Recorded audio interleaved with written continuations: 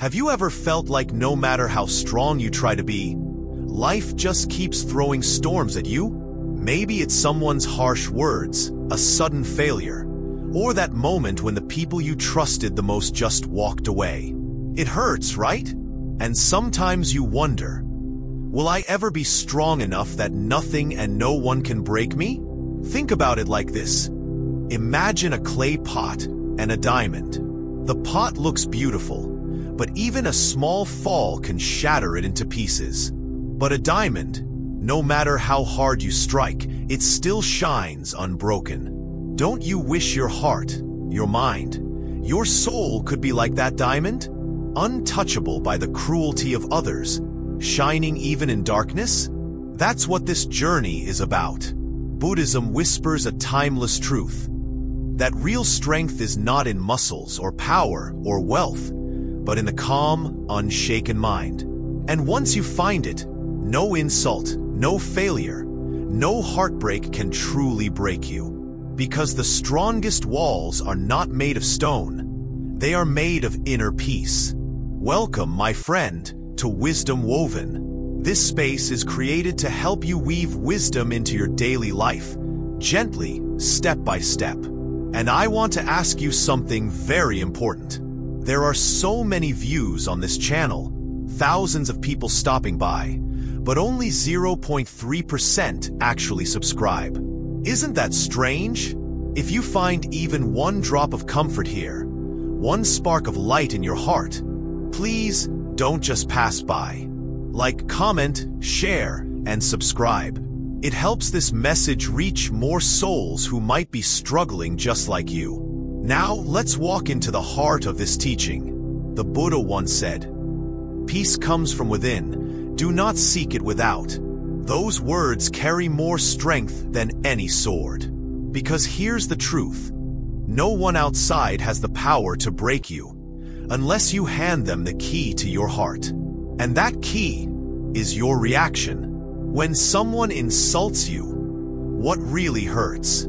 It's not their words, it's the weight you give to them. If you choose not to carry it, it falls to the ground like a stone with no meaning. Imagine living a life where insults lose their sting, and failure feels like just another lesson. That's freedom, that's power, and this, dear friend, is only the beginning. Stay with me, because in the coming parts we will walk deeper into the paths of Buddhist wisdom, where you'll learn how to shape yourself into that unbreakable diamond, step by step, gently, with a warm heart.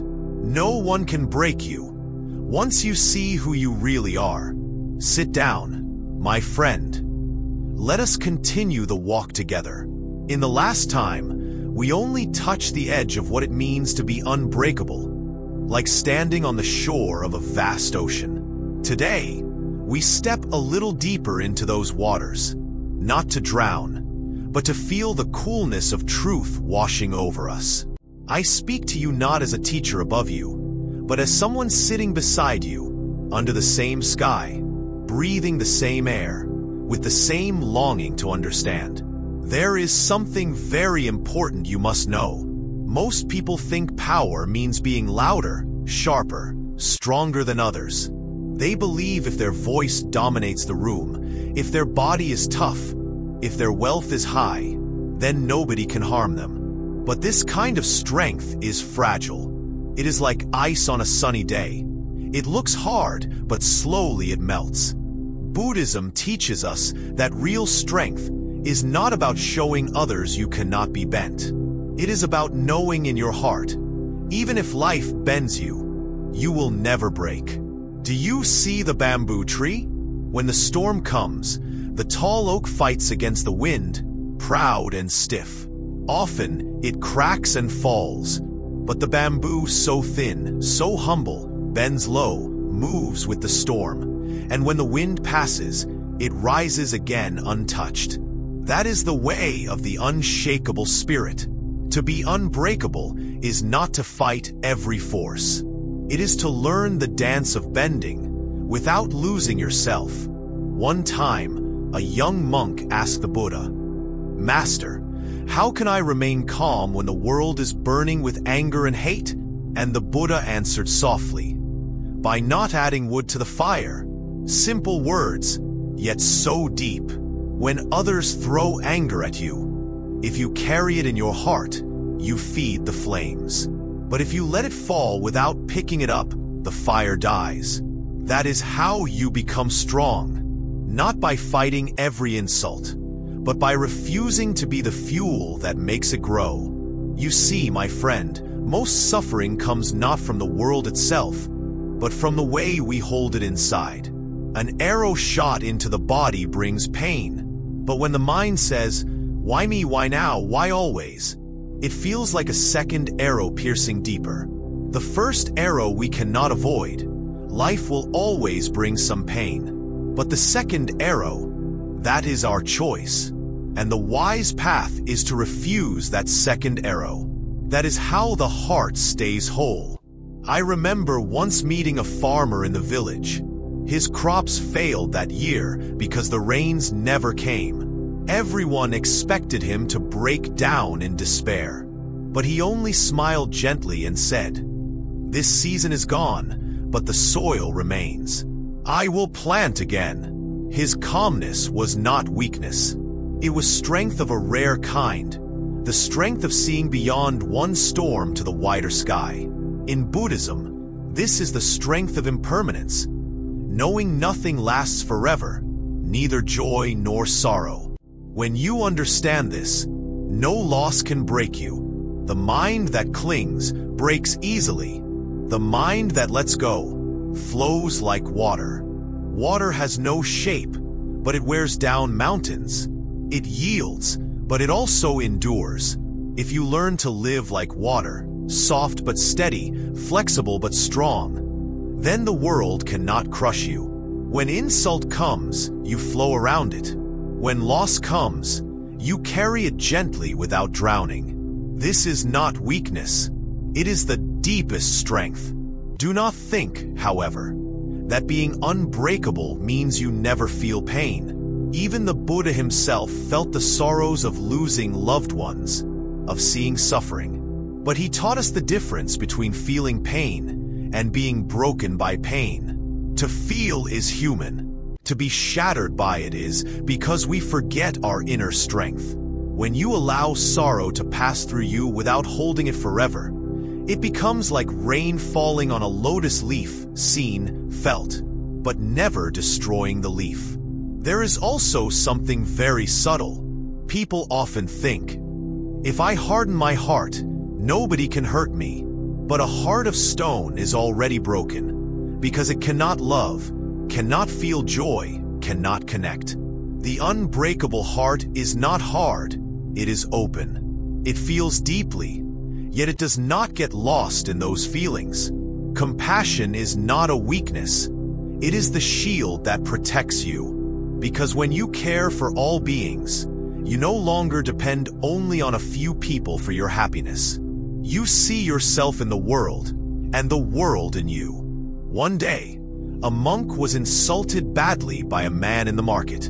Instead of reacting, he smiled and walked away. A child watching asked him, "Why did you not fight back?" The monk replied, "If someone offers you a gift and you do not accept it, who does it belong to?" The child said, "It still belongs to the giver." The monk nodded. Then so it is with anger. If I don't accept his insult, it stays with him, not me. This is the way of the unbreakable, knowing that you choose what enters your heart.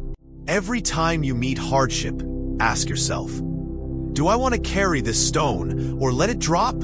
If you keep putting stones in your bag, one day you cannot move. But if you learn to put them down, your walk remains light. Buddhism is like teaching us how to empty the bag, to let go, not to accumulate every heavy word, every memory of pain, every regret. The lighter you travel, the freer you are. And freedom is a kind of strength nobody can take away. Some say, "But Zen Master, if I don't defend myself, won't people take advantage of me?" Listen carefully. To be calm is not to be blind. To be compassionate is not to be foolish. The unbreakable spirit sees clearly. It knows when to walk away, when to speak firmly, when to stay silent, but it never loses itself in the fight. You do not need to answer every bark of a dog while walking your path. Your silence itself becomes your strength. In daily life, this means when someone shouts at you, you breathe instead of shouting back. When failure visits, you smile and say, "This too shall pass." When loneliness comes, you remind yourself, "I am never truly alone, for life itself walks with me." Slowly, with practice, your mind learns not to panic, not to shatter, but to stay steady like the mountain, yet flexible like the bamboo. Think of the mountain.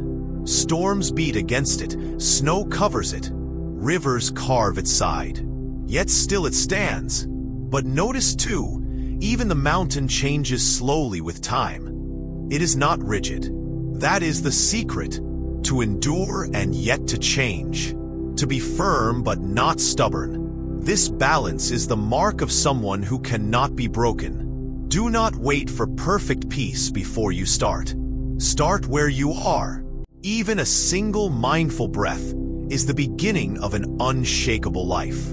Sit quietly for one moment each day. Watch your breath come in and go out, and you will see how thoughts rise and fade. You realize nothing is permanent. Not your anger, not your sadness, not even your fear. Once you see this with your own eyes, life cannot break you the same way again. So when life tests you, smile gently. Tell yourself, "This is just a wave, and I am the ocean." The wave may roar, but it cannot break the ocean. You are bigger than you think. Within you is a strength as ancient as the stars, as soft as the morning light, as deep as the silence of night. Walk gently, my friend, and know this truth. Nothing outside you has the power to break what is already whole inside you. Let this be your practice now. Carry it like a quiet lantern in your heart. Do not hurry. Do not force. Just remember, like the bamboo, bend when you must, rise when you can, and smile always, knowing storms come and go, but your spirit, if rooted in wisdom, remains untouched. And so, part 2 ends here, but the path continues. Each step you take in awareness makes your spirit stronger, softer, and free. The more you see, the less you fear. And one day, without even noticing, you will look back and realize, no one, no word, no event ever truly had the power to break you. Understanding the roots of suffering. My dear friend, let us sit quietly together for a while and look deeper into something that touches every human heart. The roots of suffering. Everyone, no matter where they are born or how they live, has moments when the weight of life feels heavy, when tears come without asking, when the question rises in the chest, why does it hurt so much? This question has followed human beings for thousands of years. And long ago, the Buddha himself sat under the Bodhi tree and looked at this very question until the truth became clear to him. Suffering is not something to be ashamed of. It is not proof that you are weak or that you have failed. It is simply part of being alive. But here is the mystery. While everyone feels pain, not everyone understands why it arises. When you do not know the roots of a tree, you may cut its branches again and again, but the tree will grow back. In the same way, when you do not understand the roots of suffering, it continues to return in different shapes. You may try to run away from it, distract yourself, or hide it under laughter, but sooner or later it appears again. That is why the Buddha taught us not just to endure suffering, but to understand it deeply. Think of it like this.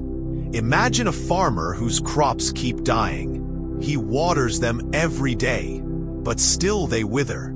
If he never looks at the soil, he will never discover that the ground is poisoned. The roots cannot drink the water. In the same way, we water our lives with effort, with dreams, with work, but still unhappiness comes because the soil of the heart is holding poisons we do not see: attachment, ignorance, anger, greed. The Buddha called these the roots of suffering, and only when we see them clearly can we begin to free ourselves. Now, let us speak gently about the first root: attachment. Have you noticed how the mind clings? To people, to things, to memories, even to ideas of how life should be. When someone we love goes far away, we ache because we hold tightly to the thought they must stay. When success slips from our hands, we ache because we cling to the thought it must be mine. But life does not promise permanence. Everything changes, like clouds drifting in the sky.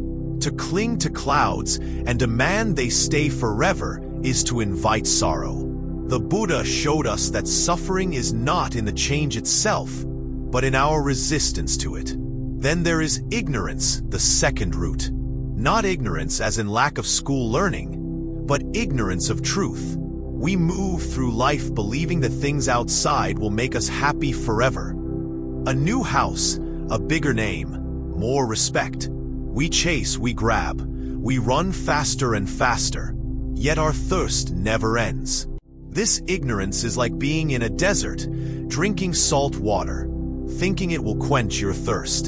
The more you drink, the drier you feel. To awaken means to finally see, these things cannot give me permanent happiness.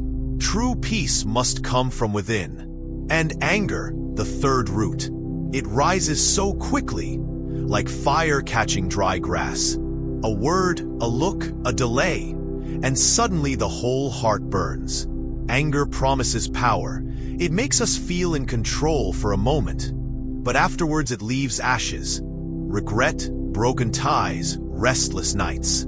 The Buddha compared anger to holding a hot coal in your hand, ready to throw it at someone else. You think you are harming them, but you are the one burning. To see this truth clearly is the beginning of freedom. The last root is greed, that endless hunger. Sometimes it is hunger for wealth, sometimes for attention, sometimes even for love in ways that suffocate the other person. Greed whispers, more, more, more. And no matter how much we gain, it never feels enough. Like pouring water into a cracked pot, it all leaks away. Greed blinds us to the beauty already present. The simple blessings like the breath in our chest, the food on the table, the smile of a friend. When you put these roots together, attachment, ignorance, anger, and greed, you see how they wrap tightly around the heart, like vines choking a tree. They squeeze until joy cannot breathe. And the more we struggle without awareness, the tighter they grip. But here is the hope. Once you see the roots, you can begin to loosen them. Awareness itself is like sunlight, drying the soil where the weeds grow. I once knew an old woman who lost her son in a tragic accident. For months she locked herself in sorrow, refusing to eat, refusing to meet anyone. But one evening, she sat by a candle and whispered, "I cannot hold him back by my tears. He has gone, but my love remains." That small shift in her heart, accepting impermanence, letting go of clinging, opened her to life again. She smiled for the first time in months, not because her pain disappeared, but because she stopped fighting the truth. She had seen the root of her suffering and gently loosened her grip. To understand suffering does not mean you will never feel pain. Pain will come as long as you live. Your body will ache, people will disappoint, losses will arrive. But suffering is different from pain. Pain is the wound. Suffering is the salt we rub into it with our thoughts, our clinging, our endless why me. To see this difference is powerful, because then you realize, I cannot always stop pain, but I can choose not to multiply it. Some may ask, Zen Master, if suffering comes from these roots, then how do we remove them? My friend, You cannot cut them all in one stroke. Even the Buddha did not do it in a single night. It is like cleaning a dirty cloth. You dip it in water, rub gently, again and again, and slowly it becomes clean. The practice of awareness, of mindfulness, of compassion, these are the waters that wash the cloth of the heart. Each time you notice anger and choose patience instead, the root weakens. Each time you see greed and choose gratitude, the root loosens. Each time you accept change instead of clinging, the roots thin out. Slowly, with kindness and persistence, the heart becomes free. Do not be harsh with yourself when you see these roots. Do not think, I am bad for having anger or greed or clinging. Every human heart carries them. Even the sweetest child cries when a toy is taken away. The point is not to deny them, but to see them clearly, like watching weeds in a garden. If you ignore them, they spread. If you look at them calmly, you can pull them out one by one. This gentle seeing is already healing. The Buddha did not teach to escape life or to hide from it. He taught us to see it as it is. Suffering is not a curse, it is a teacher. Each pain, each disappointment is showing us, here is where you are clinging. Here is where you are blind. Here is where you burn with anger. Here is where you hunger endlessly. If you treat suffering like a teacher instead of an enemy, you will begin to transform it into wisdom. Let me tell you a little story. A man once came to the Buddha, crying about his endless troubles. He begged, "Please, take away my suffering." The Buddha replied, "I cannot take away all your suffering, but I can show you the way to walk with it, so it no longer crushes you." The man looked confused. The Buddha continued, "Life is like carrying a sack of stones. If you do not understand why you carry it, it will feel unbearable. But if you see clearly, you will know which stones to drop and which ones you must carry lightly. Then the load no longer breaks you. So, my dear friend, when you feel sorrow pressing on your chest, do not only cry, 'Why me?' Instead, sit quietly and ask, 'What root is here? Am I clinging? Am I blind to truth? Am I burning with anger? Am I hungry with greed?' With patience, the answer will appear.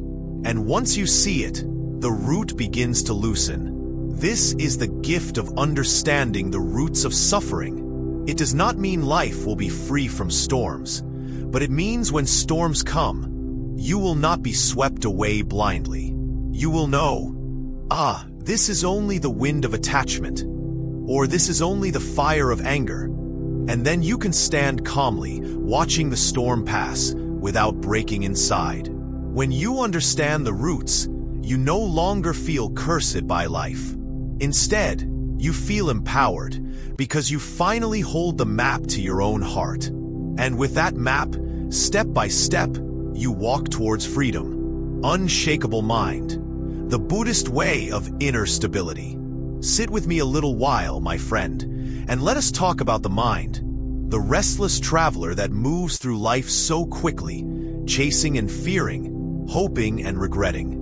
Many people think that if they can control everything outside, their wealth, their reputation, their relationships, they will be safe, that nothing can touch them. But the Buddha teaches us something deeper. True safety, true strength, does not lie outside. It begins with the mind. When the mind is unshakable, nothing outside can topple you, no matter how fierce the storm may be. Imagine a lake on a windless morning, the surface smooth like glass. A leaf falls gently onto the water, creating ripples, but the lake itself remains whole. This is the essence of an unshakable mind. It does not mean the mind never experiences disturbance, never feels emotion, never sees the troubles of life.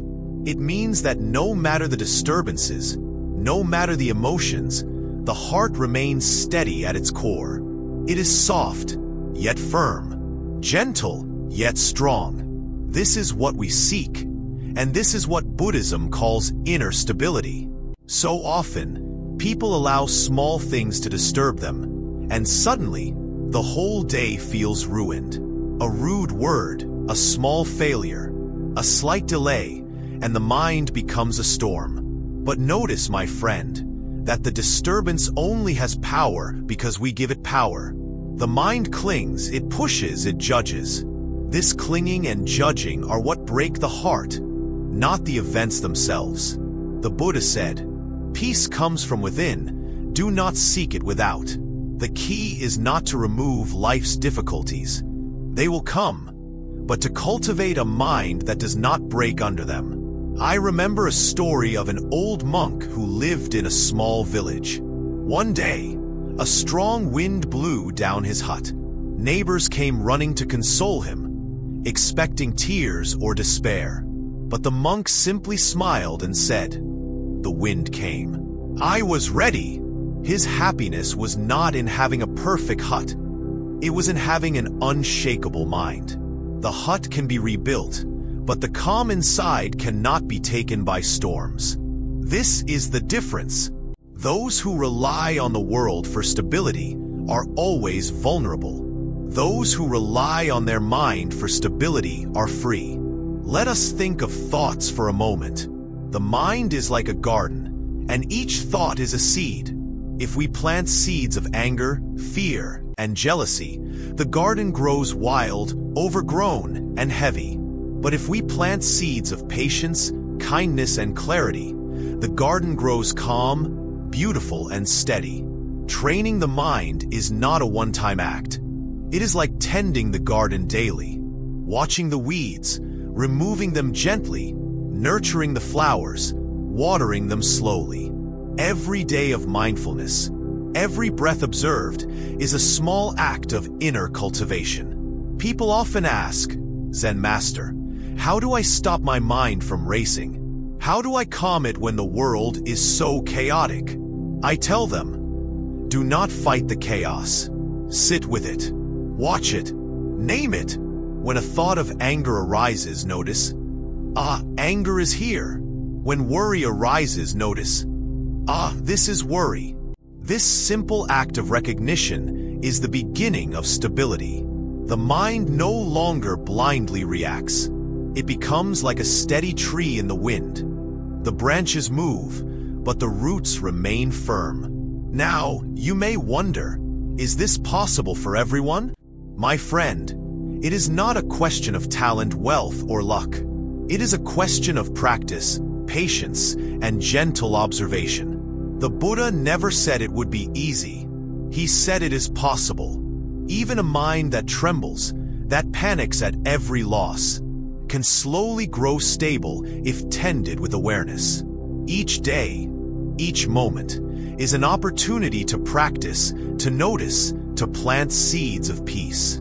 Let us speak about emotions, for they often shake us the most. Anger, fear, sadness, longing. They are like waves hitting the shore of the heart. If we fight the waves, we become exhausted. If we try to stop them, we are tossed about. But if we sit quietly and let the waves arrive and leave naturally, the shore remains untouched. The waves will pass. The shore remains firm. This is not suppression. It is understanding the natural rhythm of life. The mind does not become cold or unfeeling. It becomes flexible, resilient, and free. Consider also the way we hold expectations. So often, our mind becomes unstable because we demand life behave according to our wishes. A friend must act kindly. A lover must love us fully. Our work must succeed without fail. But the moment reality differs, the mind collapses into frustration and despair. The Buddhist way teaches us to loosen these expectations, not to abandon care, but to see clearly that life has its own flow. When expectations loosen, the mind finds rest. When we accept life as it is, without clinging to how it should be, stability arises naturally. Even our memories can shake us. The past, replayed in the mind, can bring guilt, regret, or longing. But the mind is not the past, my friend. It is the observer of the past. We may notice, we may learn, we may feel, but we do not need to remain trapped.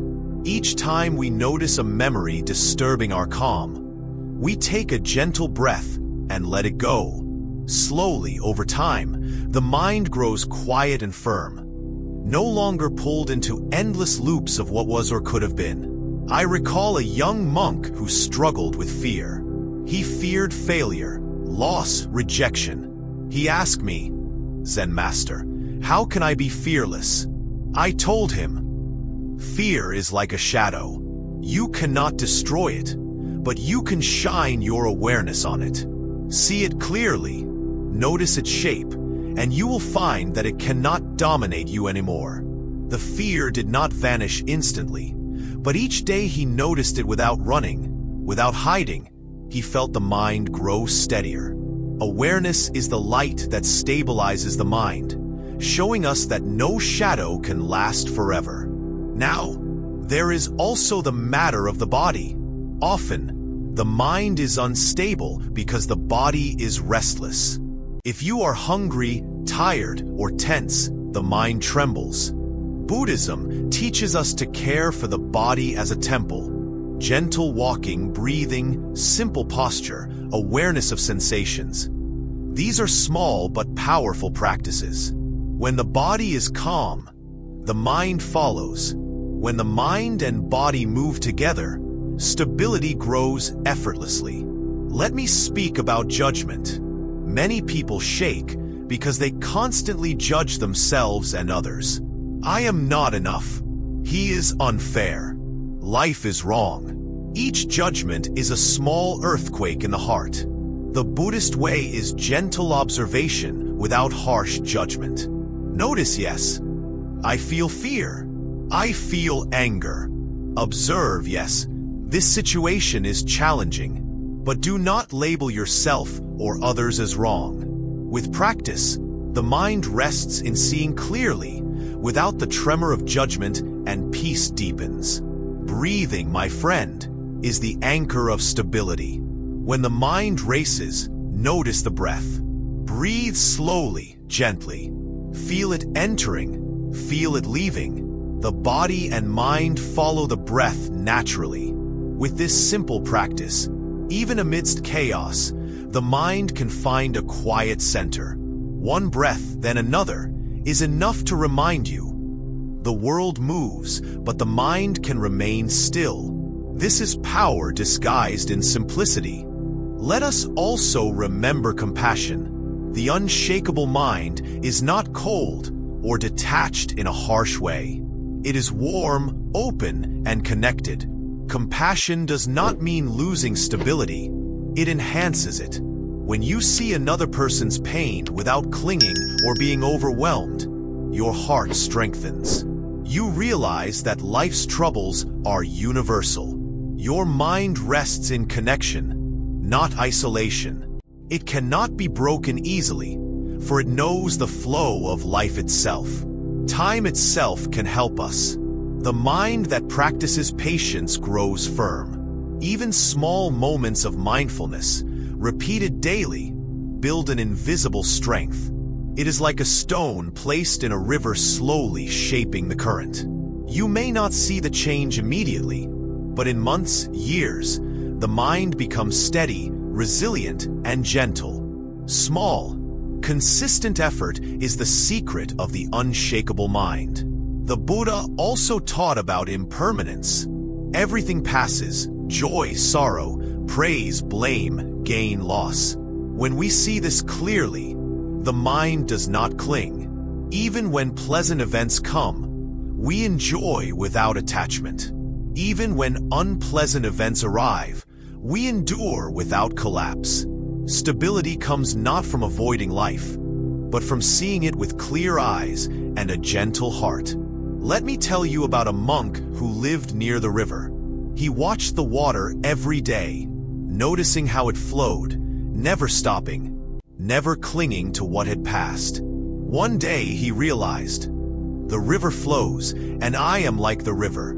Even when obstacles arise, I do not break. I move gently, steadily, without panic. The realization of the river's nature brought a calmness that no storm could disturb. The unshakable mind is also like the sky.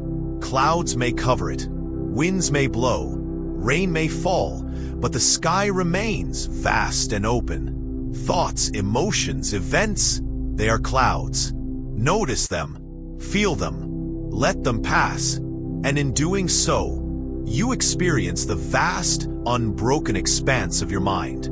This is the heart of inner stability, the Buddhist way of living. And so, my friend, the path to an unshakable mind is simple, though it requires patience. Notice your thoughts, accept your feelings, observe your fears, tend your body, breathe, practice compassion, and remember impermanence. Slowly, like water carving a stone, the mind grows steady.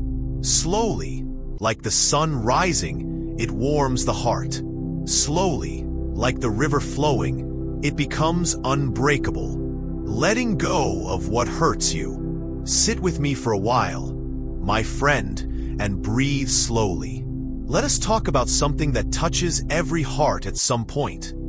The things that weigh us down, the memories, the grudges, the fears, the endless what-ifs that live in our minds like stones we carry without knowing. Most people hold on to them tightly, thinking that if they let go, they might lose something important. But the truth is, it is not the world that holds us. It is our own mind. And when we let go, even just a little, freedom begins. Imagine a man carrying a heavy bag filled with stones. Every day he walks along the path, his back bent, his steps slow, his breath labored. Others may see him and feel pity, but he does not notice. He is so used to the weight that it has become normal.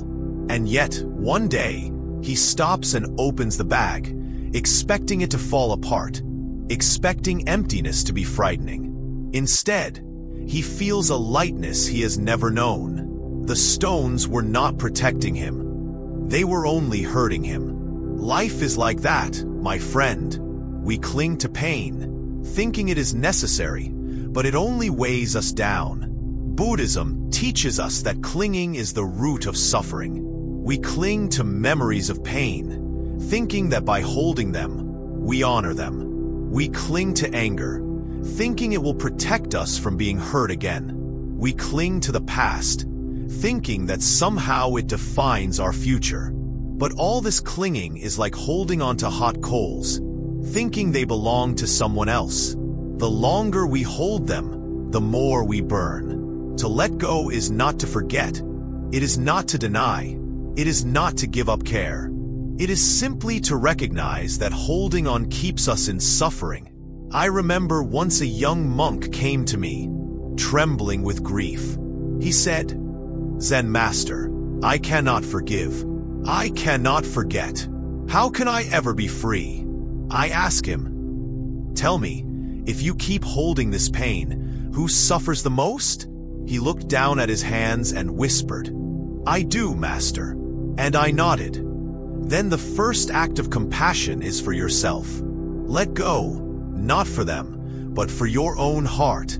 Often, my friend, the first step in freedom is not thinking about others. It is thinking about yourself. Letting go is not a single moment of bravery. It is a practice, like tending a small fire.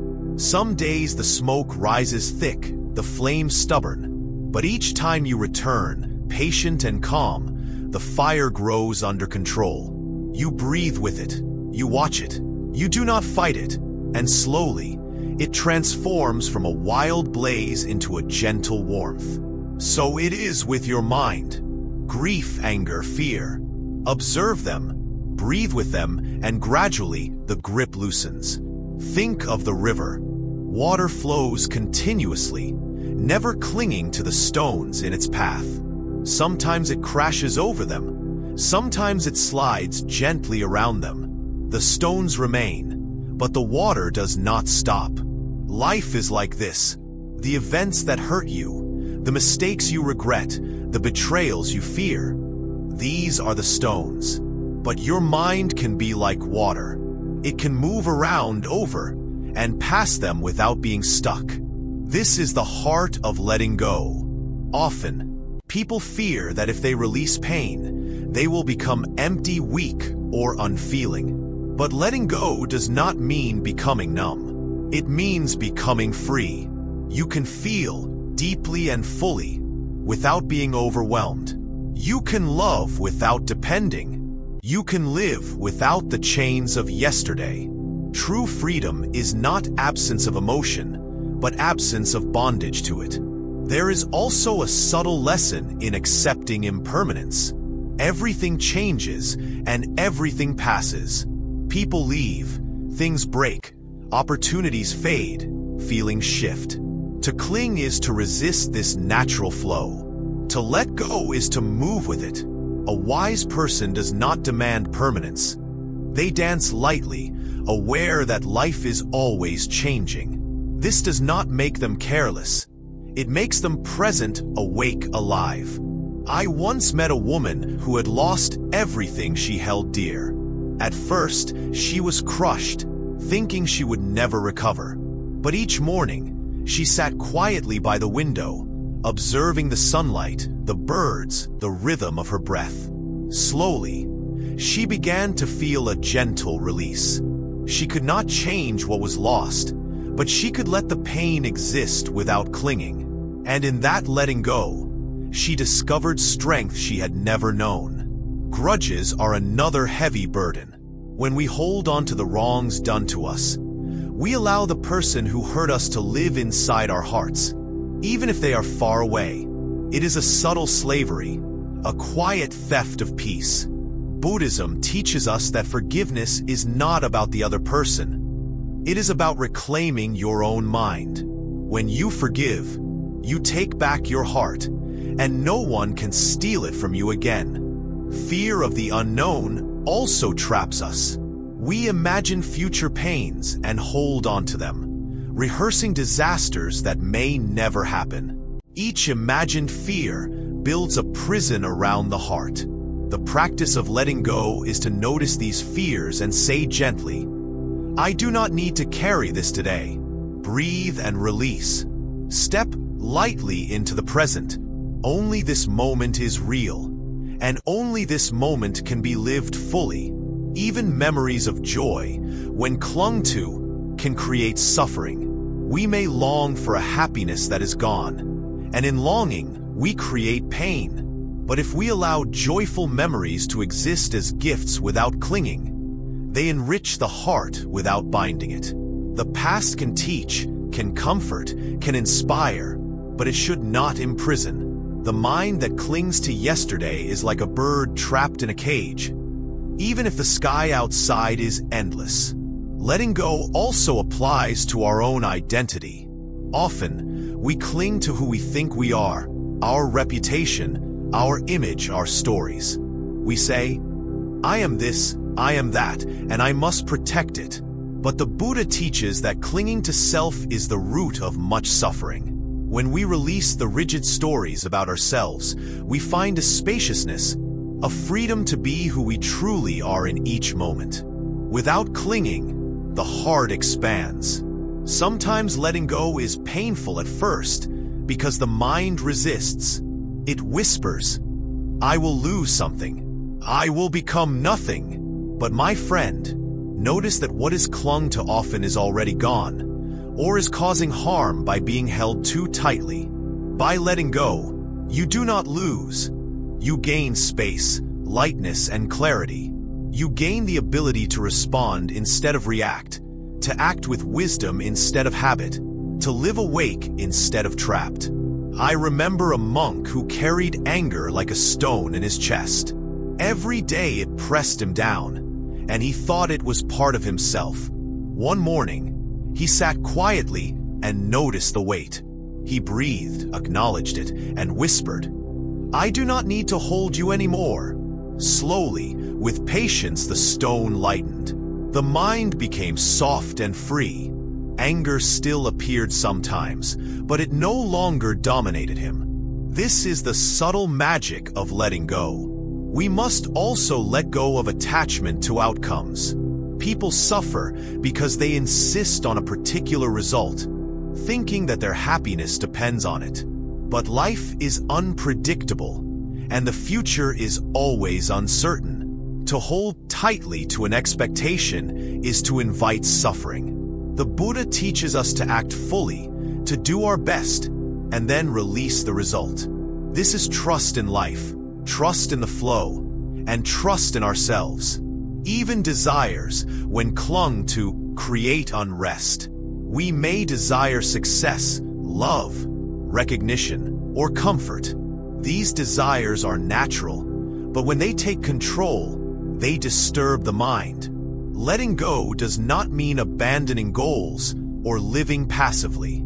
It means pursuing life with gentle hands and an open heart, aware that fulfillment is not in possession, but in being awake to the present moment. The heart that lets go grows tender and strong at the same time. Tender, because it is not hardened by resistance, not closed by fear. Strong, because it is no longer weighed down, no longer controlled by the past, no longer shackled by imagined pain. Such a heart can meet life fully, without panic, without clinging, without self-doubt. Nature itself teaches us about letting go. Leaves fall in autumn. Rivers flow without complaint. Clouds drift across the sky and never hold onto shapes. The seasons come and go.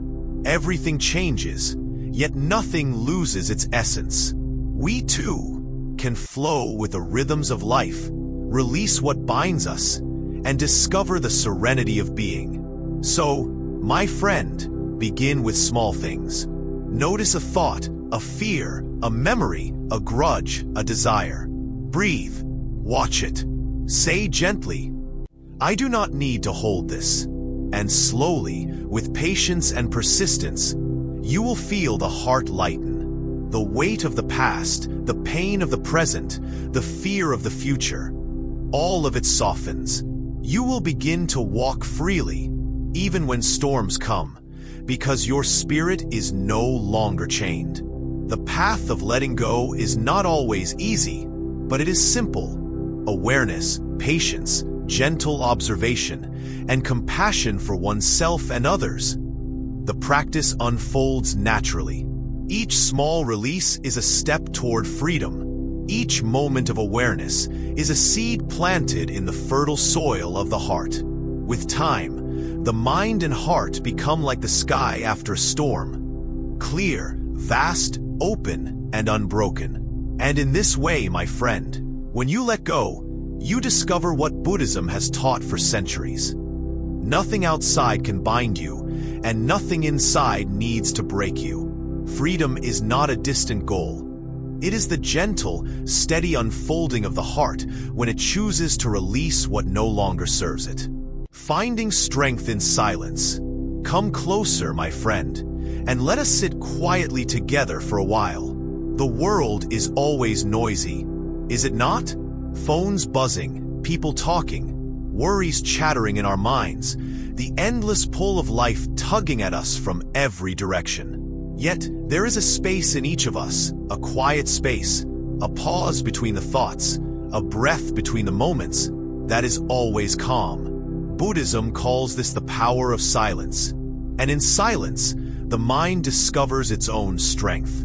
Often, people misunderstand silence. They think it is emptiness, loneliness, or weakness. But in truth, silence is full. It is full of awareness, full of clarity, full of the gentle unfolding of the heart. Imagine a field at dawn, where the dew clings to the grass and the world has not yet stirred. There is a fullness in that quiet, a richness that no noise can provide. Our mind, too, can be like that field, rich, fertile, ready to grow peace and wisdom when we allow it. Most people fear silence because it reveals the mind's restlessness. They sit quietly and suddenly notice the fears, the regrets, the endless what-ifs that have been hiding behind constant activity. But this is not a reason to avoid silence. It is a reason to embrace it gently, to look kindly at the mind, to breathe with it and understand it without judgment. When we stop running, we finally see what has been following us all along. I remember a student who could not sit quietly for even a minute. Every time he tried, thoughts would rush like wild horses. He would become frustrated and leave. I told him, "Do not try to stop the horses. Just watch them. Name them. Let them run while you remain." Slowly, day by day, he began to see that the mind could be both busy and calm, that attention could rest even while the world moves. This is the subtle power of silence. It allows us to witness, not react, and in witnessing we grow strong. Silence is also a teacher of patience. The world wants things quickly, wants solutions instantly, wants peace to arrive like a delivery at the door. But the mind does not work this way. Strength grows quietly, like roots of a tree deep in the soil, unseen but enduring. We cannot rush it. We cannot force it. Each breath, each moment of quiet awareness, nourishes the roots of our resilience. Over time, the mind becomes unshakable, steady, even in the midst of storms. Many think that strength is loud, visible, like a roaring river or a blazing fire. But the Buddha teaches us that true strength is often quiet, subtle, and gentle. It is the ability to remain calm when others panic, to act with clarity when chaos surrounds you, to speak with wisdom rather than anger. Like the mountain that does not tremble at passing clouds, the silent mind stands firm. Consider the wind. We cannot see it, yet we feel its power. Silence is like the wind in the mind, invisible, often unnoticed, but capable of great influence. It can cool a burning heart, lift a heavy spirit, and carry seeds of clarity and understanding. When we cultivate silence, we learn to feel this invisible power, to move with it, and to let it guide our actions with gentleness and precision. Often, people avoid silence because it reveals impermanence. Thoughts come, emotions rise, feelings fade, and in quiet, we see that nothing lasts forever. Not sorrow, not joy, not fear, not pain. This can be unsettling at first, but slowly, it becomes liberating. If nothing is permanent, then the storms cannot destroy us, the losses cannot define us, and the fleeting moments of joy can be savored without grasping. Silence teaches the mind to see impermanence without panic. In practicing silence, we also practice listening, not just to others, but to ourselves. The mind often speaks in whispers, and in the rush of life, we miss its messages. But when we sit quietly, we begin to hear the gentle nudges of wisdom, the soft warning of fear, the subtle pull of compassion. Listening in silence allows us to act from awareness rather than habit. It allows us to respond, not react, and to live with intention rather than being swept by the tide. Let me tell you about a monk who lived beside a river. Every morning, he sat by the water, watching the gentle ripples and the slow drift of leaves. People would ask him, "Why do you sit there for hours doing nothing?" And he would smile and reply, "I am not doing nothing. I am listening to the world and to myself." Over time, he grew wise, calm, and unshakable. The river taught him patience, observation, and quiet strength. In silence, the ordinary became extraordinary. Silence also teaches humility. When the mind stops trying to control everything, it realizes its own limits. This is not weakness, it is clarity. We do not have to understand everything, solve everything, or fix everything. We can simply be present, aware, and gentle. The more we accept our limits, the lighter the mind becomes, and the stronger the spirit. Strength that does not bow is brittle. Strength that bows quietly is unbreakable. Even emotions find balance in silence. Anger softens when it is acknowledged without reacting. Fear diminishes when it is watched with gentle awareness. Happiness is savored more fully when it is observed without clinging. Each emotion, like a wave, arrives and departs. Silence allows us to experience without being overwhelmed, to feel deeply without being carried away. The world teaches that busyness is important, that constant doing is the measure of value. But the Buddha teaches that being is as important as doing. A quiet mind is a strong mind. A patient heart is a resilient heart. A silent breath is a steady breath. In our moments of stillness, we gather the strength that will carry us through the chaos of life. I have seen many people mistake noise for progress. They fill their days with endless tasks, conversations, worries, and distractions. Yet, they remain unsettled, anxious, and fragile. The silent ones, who take even a moment to observe, to breathe, to feel, grow stronger in ways invisible to the eye. Their power is quiet, steady, and enduring. Even in suffering, silence is a refuge. When grief or loss comes, when disappointment strikes, when fear presses heavily, the quiet mind can sit with the pain without being broken. It can notice, this is pain. It exists. It will pass. And in this simple acknowledgement, the heart becomes lighter, the mind steadier, the spirit unshakable. Sometimes silence feels like emptiness, but true emptiness is not nothing. It is full of possibility. It is space where understanding grows, where awareness blooms, where compassion arises. A quiet mind is fertile ground for wisdom, for courage, for peace. In silence, we discover the strength that words and actions alone cannot provide.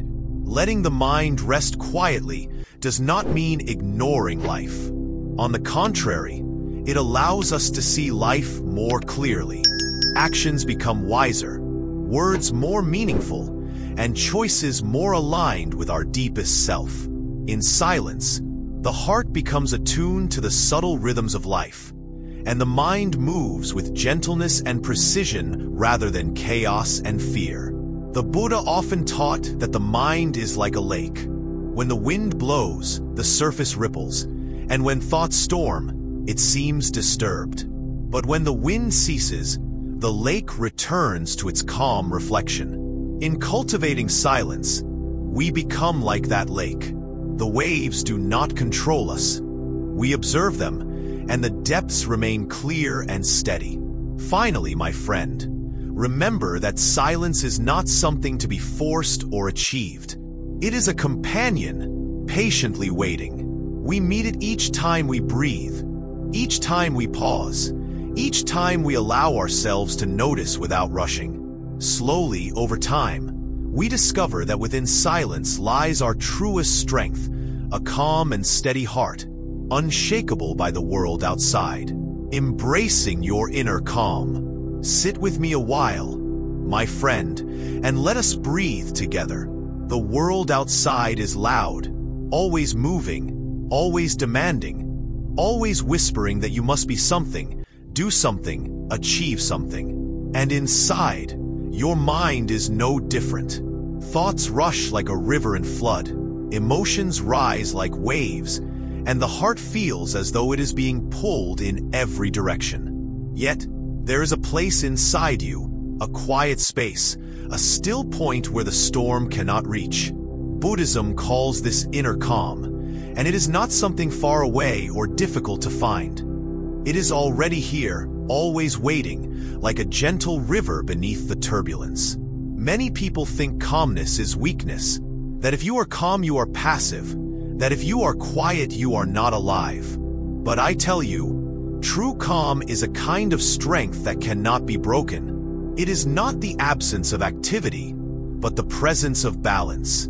Imagine a great tree standing in the middle of a storm. Its branches sway, the rain lashes, the wind roars, yet its roots are deep and steady. That is what your heart can be when you embrace calmness. It moves with life, yet it is anchored in peace. I remember a student who would come to me every day, his hands trembling, his words tumbling out in anxious bursts. He said, "Master, I cannot control my mind. I cannot find peace." I looked at him and said, "Do not try to control it, my child. Just notice it. Watch it like the sky watches the clouds. They move, yes, but the sky remains." Slowly, he began to understand that calm is not the absence of thoughts, but the ability to observe them without being swept away. Calmness allows the mind to breathe. Most people carry a weight they are not even aware of: expectations, regrets, fear of the future, sorrow from the past. Each thought presses down like stones in a backpack that never seems to empty. When you find your inner calm, even just for a few moments each day, it is like taking off that heavy bag. You feel lighter, freer, able to move, to act, to think with clarity. Even in chaos, calmness can be found.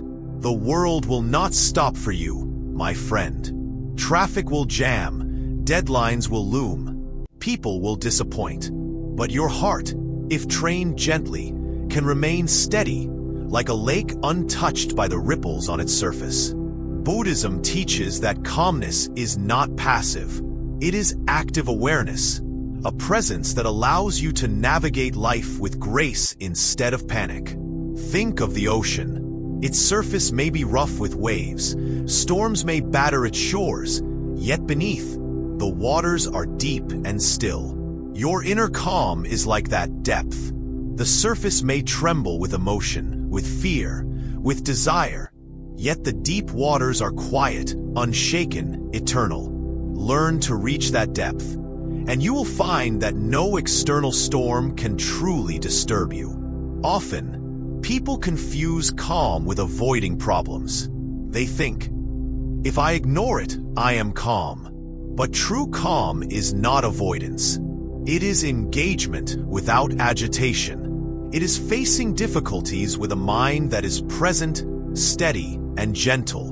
Calmness allows wisdom to arise naturally, without force, without stress, without desperation. I once taught a monk who was constantly anxious about the future. What if I fail? What if I lose? What if I am not enough? He asked. I smiled and said, "Do you see that the future does not exist yet? It is only a thought, a shadow in your mind. What exists is this breath, this moment. Sit with it and notice. You are alive, you are breathing, and the heart can be quiet right now." Over time, he discovered that calm is not about knowing everything, but about resting in what is. Calmness is also a teacher of compassion. When the mind is agitated, it reacts harshly, judges quickly, and hurts unintentionally. But when the mind is calm, we see clearly. We understand the other's struggle, the other's suffering, and our actions come from awareness rather than impulse. The Buddha taught that a calm mind is a compassionate mind, because it can witness the world with clarity and gentleness. Even when grief comes, even when fear presses heavy on the chest, calmness allows the heart to bear its weight without breaking. It is not that pain disappears. It is that the heart learns to hold pain without being consumed by it. Like a mother holding a crying child, gentle and steady, calmness cradles our suffering and allows it to move through us. Many are afraid of silence, thinking calmness is loneliness. But calmness is not emptiness. It is fullness in the quiet, richness in observation, presence in the moment. When you sit quietly and breathe, you feel everything more deeply: joy, sorrow, gratitude, love, without being carried away. This is the magic of calmness. It is life, alive and awake, not distracted by the noise of thought. The mind often races because it does not trust the present. It clings to the past, it frets about the future, and in doing so, it misses what is happening now. Calmness teaches trust, not blind trust, but gentle confidence that this moment is enough. You do not have to do everything, fix everything, or control everything. You simply have to be here, fully, steadily, softly.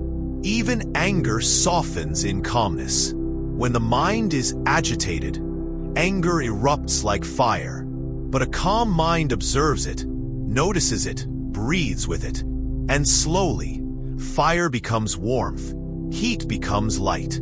You do not deny anger, but you do not let it burn your house down either. You are in control, not through force, but through awareness, through presence, through gentle observation. Let me tell you about a river near my monastery. It flows rapidly in some places, tumbling over rocks, rushing with energy, yet it also has pools of quiet where the water is deep and reflective. Life is like that river. Some days are noisy, chaotic, full of urgency, but within, you can always find the pools of calm, places to rest, to see clearly, to gather strength before moving on. The practice of calmness is not a single act. It is a habit, a discipline, a way of meeting each day. Each breath, each quiet pause, each moment of awareness builds a reservoir of peace inside. And when the storms come, you draw from it naturally, without effort, without fear. Calmness becomes your companion, your shield, your teacher. Even joy is richer when calmness is present. The mind that is calm can savor the sweetness of life without grasping, without clinging, without fear of losing it. Happiness is not something to hold on to. It is something to notice, to breathe in, and to let flow through. Calmness allows joy to shine without distortion. Fear, too, becomes manageable. When the heart is calm, fear is observed without panic. You see its form, its reason, its impermanence. You are not carried away by it.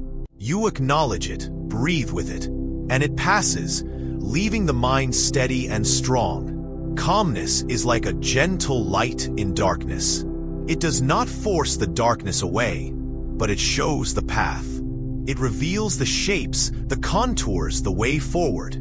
Life's difficulties remain, but the heart is no longer lost in them. The mind moves with awareness, the spirit with courage, and the soul with peace.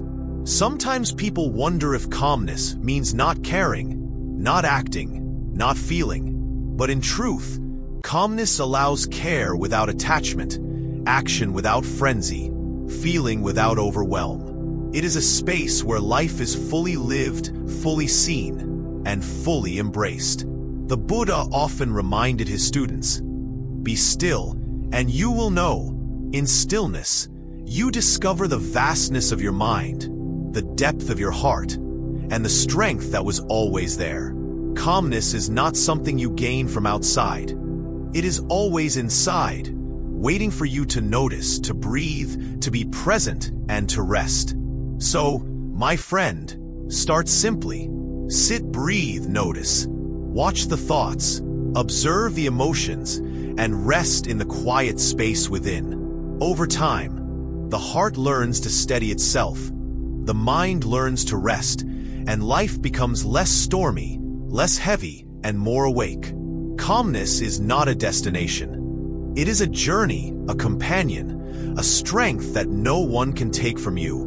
Letting go of what holds you. Come closer, my friend, and let us speak about something very simple, yet very profound.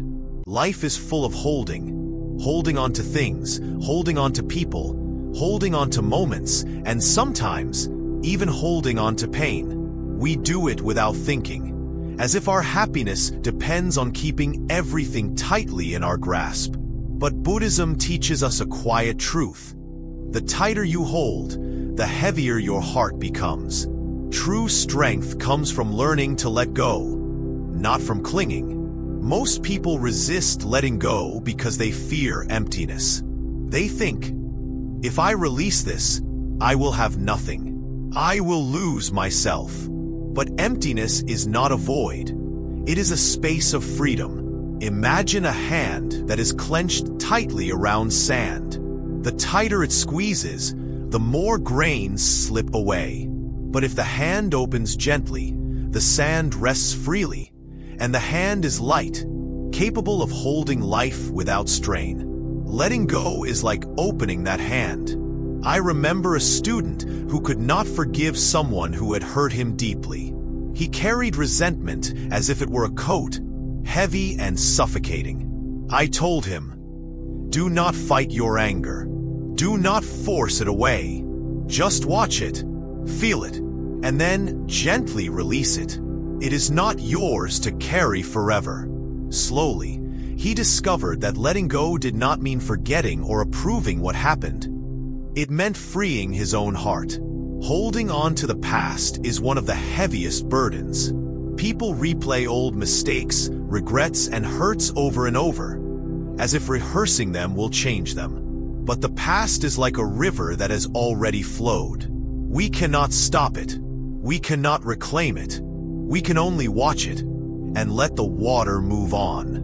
When we release our grip on what is gone, we discover a calmness that the past cannot disturb. Sometimes, letting go is about people. We cling to relationships, expecting others to behave as we wish or to give us what we need. But people are not possessions. They are like clouds drifting across the sky, beautiful in their presence, but free to move as they will. Holding on to them tightly only brings suffering. When we let go, we honor both their freedom and our own peace. Even our desires, the things we chase tirelessly, need release. We crave recognition, wealth, love, success, comfort. And while some desire is natural, clinging to them becomes a cage. Imagine a bird trapped in a small cage, longing for the open sky. Only when the cage door is opened does the bird soar. Similarly, letting go of attachment allows the heart to expand, to breathe, to experience life without constant yearning. Fear often prevents us from letting go. What if I lose security? What if I am left alone? What if I fail? We ask, but fear is like a shadow. It cannot exist without light. When we face the light of awareness, fear becomes a teacher, not a jailer. Letting go while acknowledging fear is the courage of the mind, the quiet bravery that strengthens the spirit. Anger and resentment are also chains we hold tightly. We think they protect us, that they give us power, that they justify our suffering. But in truth, they bind the heart more than anything else. Watching anger as it arises, feeling it fully, and then releasing it is one of the deepest acts of self-love. It does not make us weak. It makes us unbreakable. Grief and sorrow, too, ask for gentle letting go. When loss comes, the heart aches, the mind weeps. Buddhism does not ask you to forget or to harden yourself. It asks you to sit with your sorrow, to feel it, to honor it, and then over time, to release the need to hold on to it endlessly. In this gentle surrender, the heart learns resilience. Letting go is not a single act. It is a practice, a way of moving through life with awareness. Each day offers countless opportunities. A thought, a worry, a grudge, a desire. Notice it, name it, breathe with it, and then let it go. The more we practice, the lighter the heart becomes, the freer the mind, and the deeper our peace. I recall a monk who lived by the mountains. Every morning, he would sweep the courtyard, watching leaves fall and drift away with the wind. He said, "I do not stop the leaves. I let them go. In letting go, I am free, and I see clearly." Life, too, is like those leaves. We cannot hold everything, but in releasing, we find clarity and strength beyond measure. Sometimes, we fear letting go because we confuse it with giving up. But Buddhism teaches that surrender is not weakness. It is insight. It is the understanding that some things are not ours to hold, that attachment is suffering, and that freedom lies in gentle release. Surrender opens the door to inner calm, and calmness strengthens us in ways clinging never can. Even habits, routines, and patterns need release. We cling to comfort, familiarity, and old ways of thinking. Yet these are often the walls that block our growth. Observing them with kindness, questioning them gently, and sometimes stepping beyond them is letting go in action.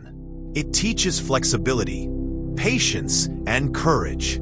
Desires, people, anger, fear, habits, and even identity. These can all be released slowly, like letting water flow from a cup. At first, we may fear emptiness, but emptiness is fertile ground. It allows space for new wisdom, new compassion, new peace to emerge naturally. Holding tightly prevents this growth. Letting go invites it. Even in everyday life, we can practice letting go. A heated conversation, a small disappointment, a minor worry. Notice it, breathe with it, and release it. Each act is a drop in the river of practice, building strength, clarity, and a heart that is gentle yet unshakable. The Buddha often reminded his disciples, "Release, and you will find freedom. Cling, and you will find suffering." Letting go is not something outside of life. It is life lived fully, without the weight of unnecessary burdens, without the chains of fear, resentment, or desire. Even joy is deeper when we let go. When we cling to happiness, it slips away, for happiness cannot be trapped. But when we allow it to come and go, it flows naturally, and the heart experiences its fullness without grasping. Letting go allows life to be fully tasted, in all its impermanence. Fear of change often prevents release. We hold because we fear the unknown. But the unknown is not enemy, it is possibility. In letting go, we step into the stream of life, trusting that the river knows its way. Step gently, breathe deeply, and notice how fear softens when we surrender without losing awareness. Even our self-image can be released. We hold tightly to who we think we are, to the roles we play, the masks we wear. But when we let go of these, we touch something deeper, something quiet, something unshakable. We see clearly. Identity is a river, flowing, changing, yet always there. Finally, my friend, letting go is not a one-time event. It is a gentle, patient unfolding. Each moment offers practice. Each breath invites release. Slowly, over time, the heart becomes light, the mind calm, and the spirit free. In letting go, we discover that nothing outside can break us, for our strength has always been inside, waiting to be released. Strength in stillness. Sit with me a moment, my friend, and let us talk about stillness. Not the kind of stillness where you sit quietly and do nothing, but the kind of stillness that lives inside you, quietly, even when the world is noisy, chaotic, and full of demands.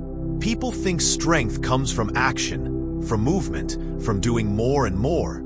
But true strength often comes from learning how to be still. When the mind is still, the heart is steady, and life no longer feels like it is dragging you from one storm to another. Many come to me and say, "Master, I feel weak. Life keeps pushing me. I cannot keep up. I am overwhelmed." And I tell them, strength is not only in the hands that fight or the feet that run. Strength is in the heart that rests in the storm. It is in the mind that does not scatter but observes, listens, and breathes with awareness. You see, When stillness lives in you, nothing outside can shake you because your foundation is rooted within. I remember a young student who was always restless.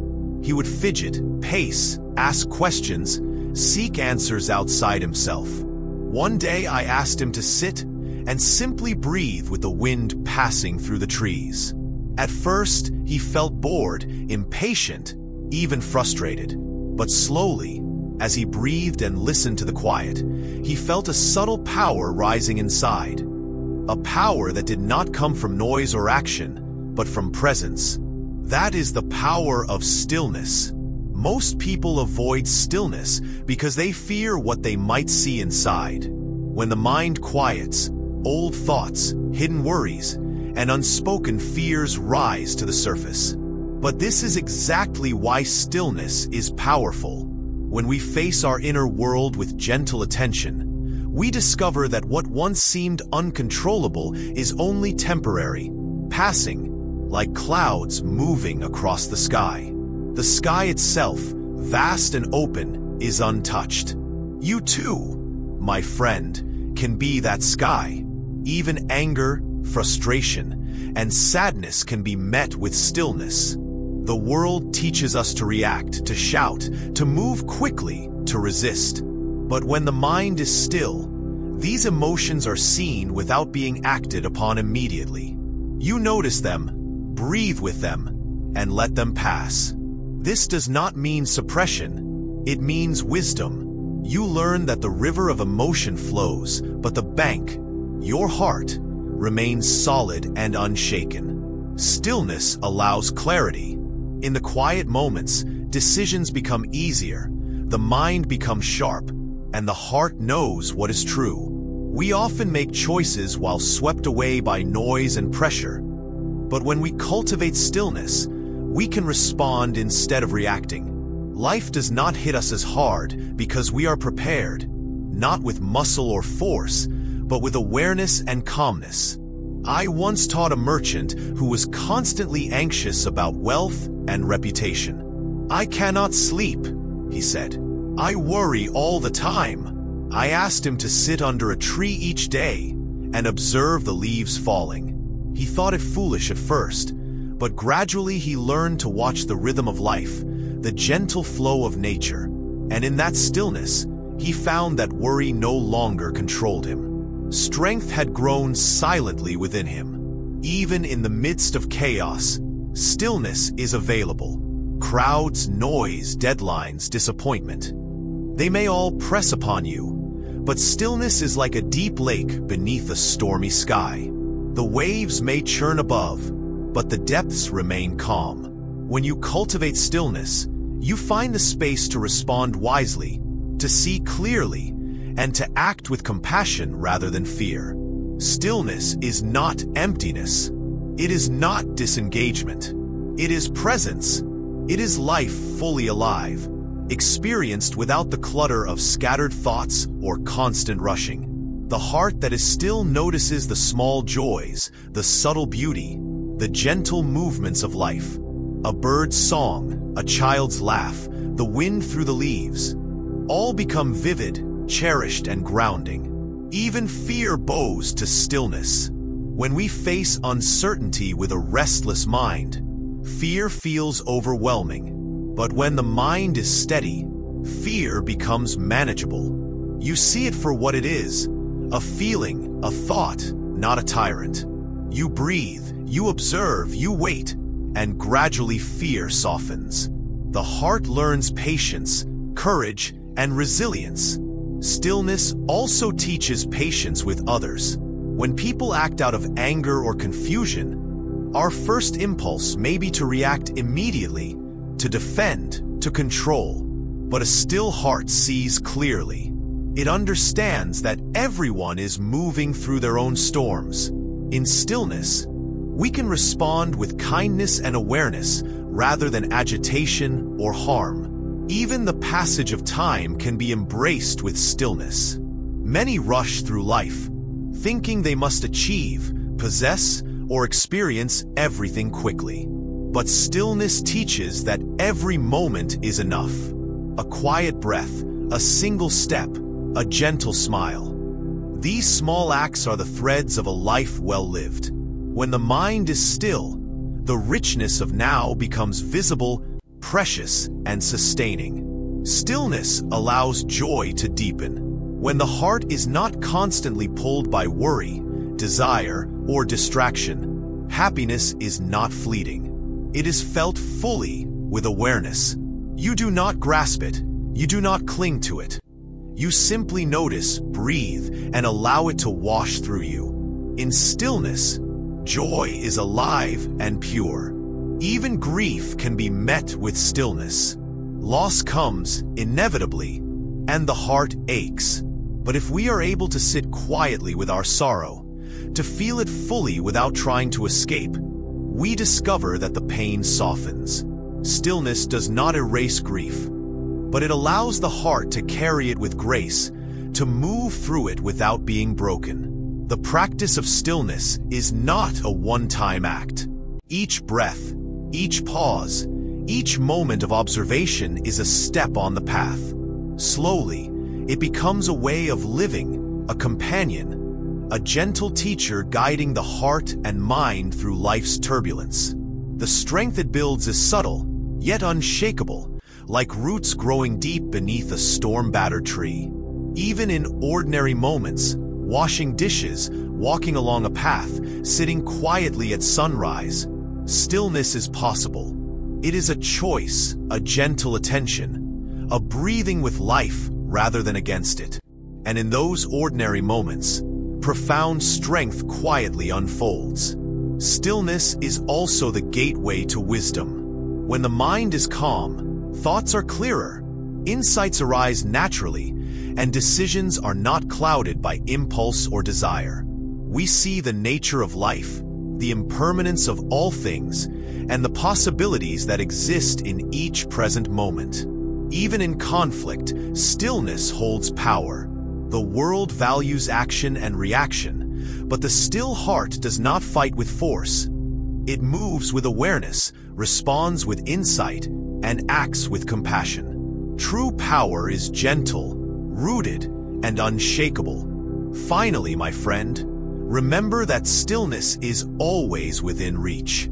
Even a single breath, a single moment of quiet, a single pause to observe the world around you can awaken it.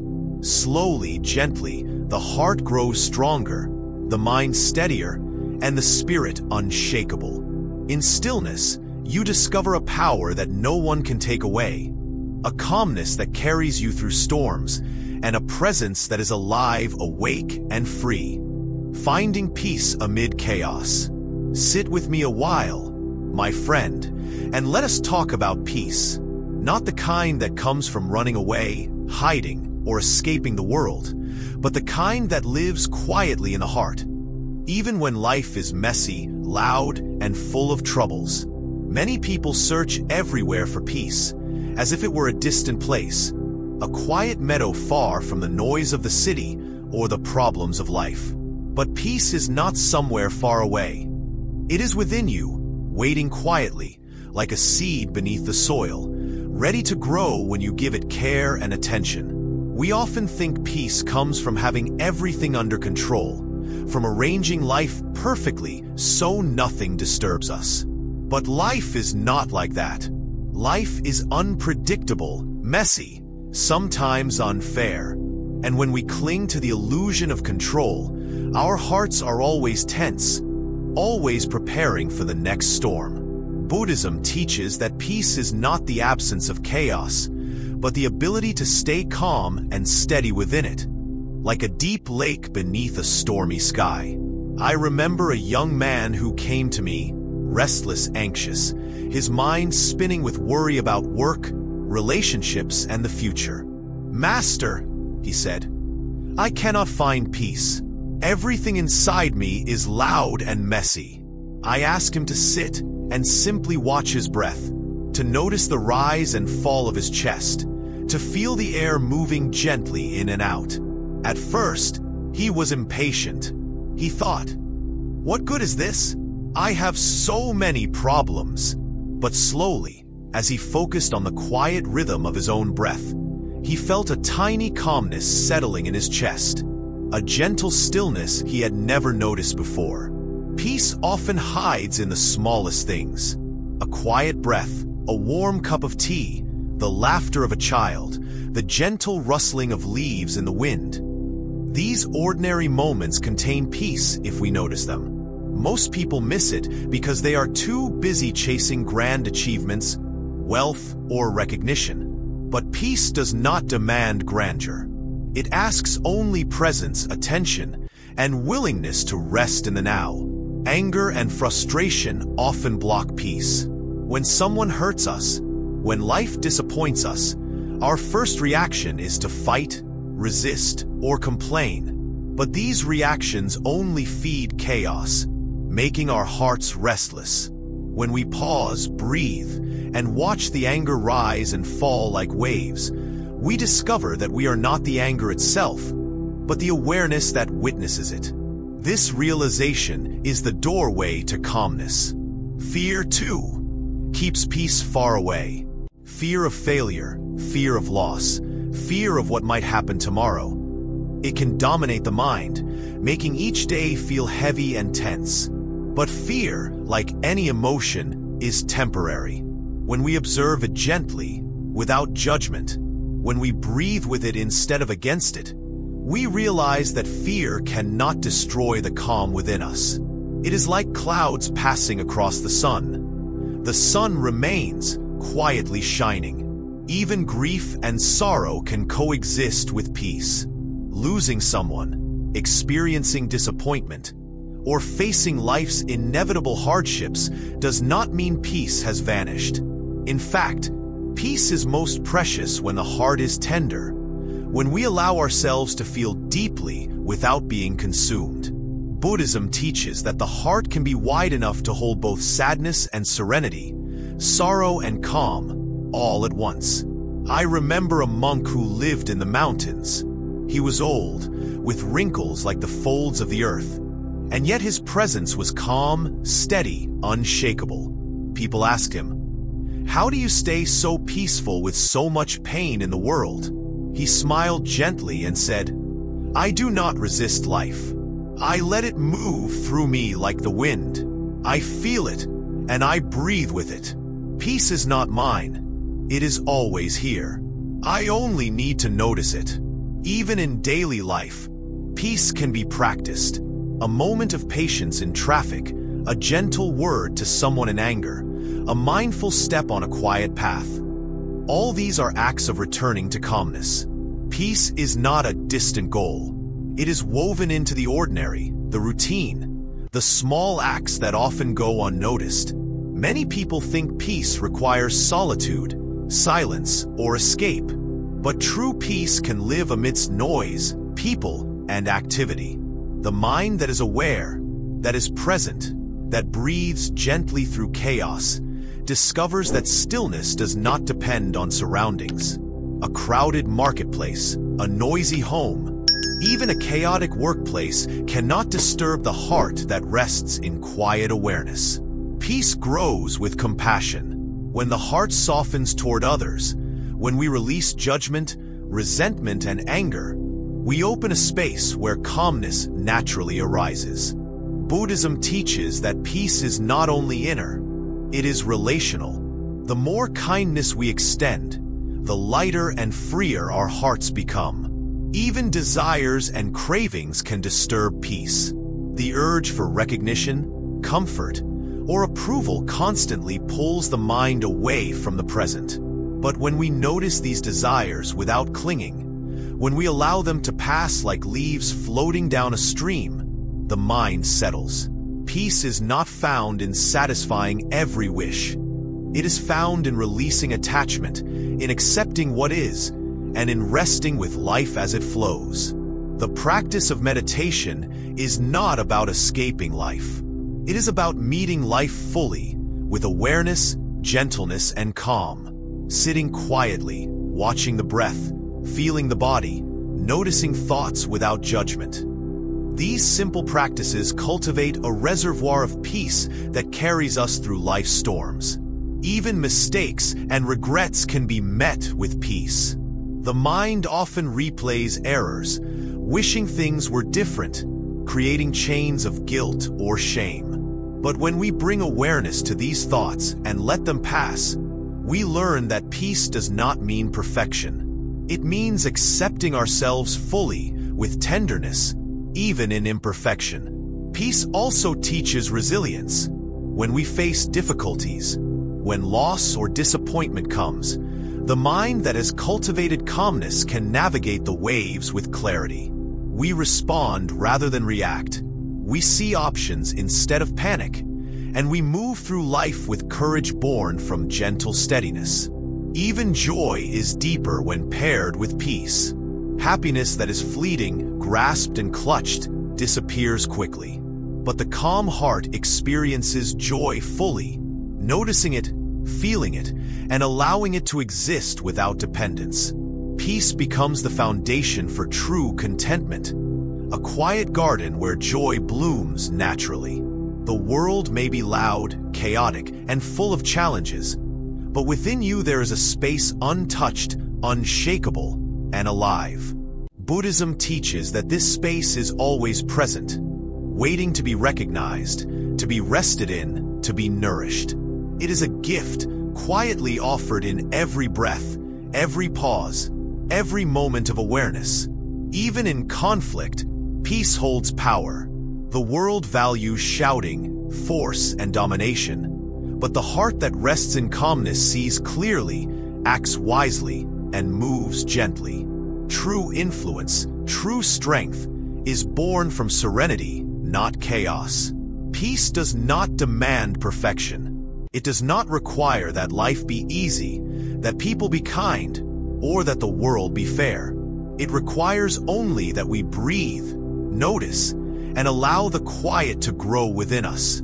Step by step, breath by breath, we cultivate a heart that can rest, a mind that can see clearly, and a spirit that remains unbroken. Finally, my friend, remember that peace is always present. Even a single mindful breath, a quiet glance at the sky, or a gentle pause in your day can awaken it. Slowly, steadily, it grows, carrying you through storms, illuminating your path, and reminding you that the deepest strength of life is calm, patient, and unshakable. Letting go without losing yourself. Sit with me, and let us speak quietly about letting go. Many people think letting go means giving up, surrendering, or losing something precious. But it is not like that at all. Letting go is not about losing yourself. It is about finding yourself in a calmer, softer, more open way. You see, we carry so many things in our hearts, like old stones in a bag we never put down. Some stones are grief, some are anger, some are fear, and some are regrets from long ago.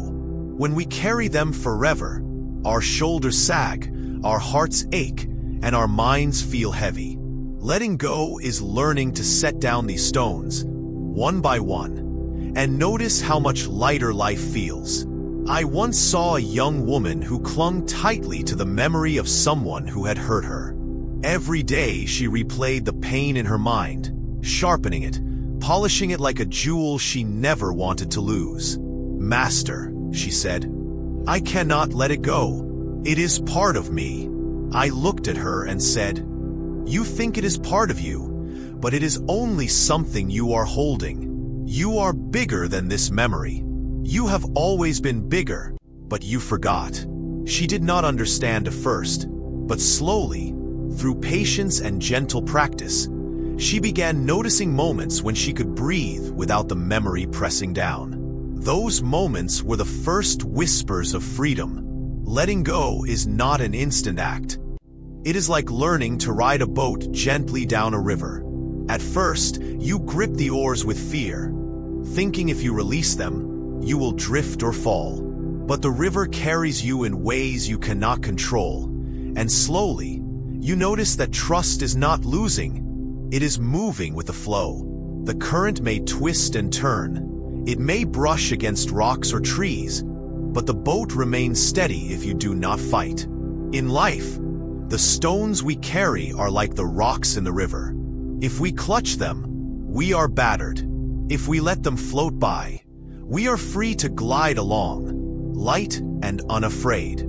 Sometimes letting go means forgiving others, not because they deserve it, but because we deserve peace. Anger is a fire that burns the heart from the inside. Holding on to it may feel righteous, but it only eats quietly at our calmness. Buddhism teaches that forgiveness is not for them. It is for us. It is like opening a window in a room that has been closed for years. Fresh air comes in, and suddenly we can breathe again. Letting go also means forgiving ourselves. How often do we replay our mistakes, punishing ourselves for choices made long ago? Life does not ask for perfection. It asks for presence. Each mistake is a teacher, and each teacher is a stone we can set down after learning its lesson. The heart that forgives itself becomes spacious, like a temple with open doors, welcoming light, peace, and joy. We are attached not only to people or events, but also to expectations. We think life must follow a certain path, people must behave in certain ways, and happiness must look a certain way. When reality does not match our expectations, we suffer. Letting go is learning to release the rigid grip of expectation and notice life as it is, with all its surprises, disappointments, and gifts. This is freedom. I remember an old monk who lived quietly in the mountains.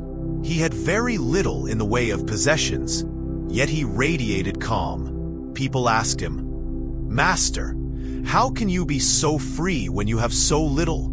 He smiled gently and said, "I have nothing to hold. I let everything flow through me, and in that flowing, I touch the world without carrying it." Letting go is not losing. It is seeing clearly what matters and what does not. Even our thoughts are stones we carry. We cling to memories, plans, worries, and fantasies.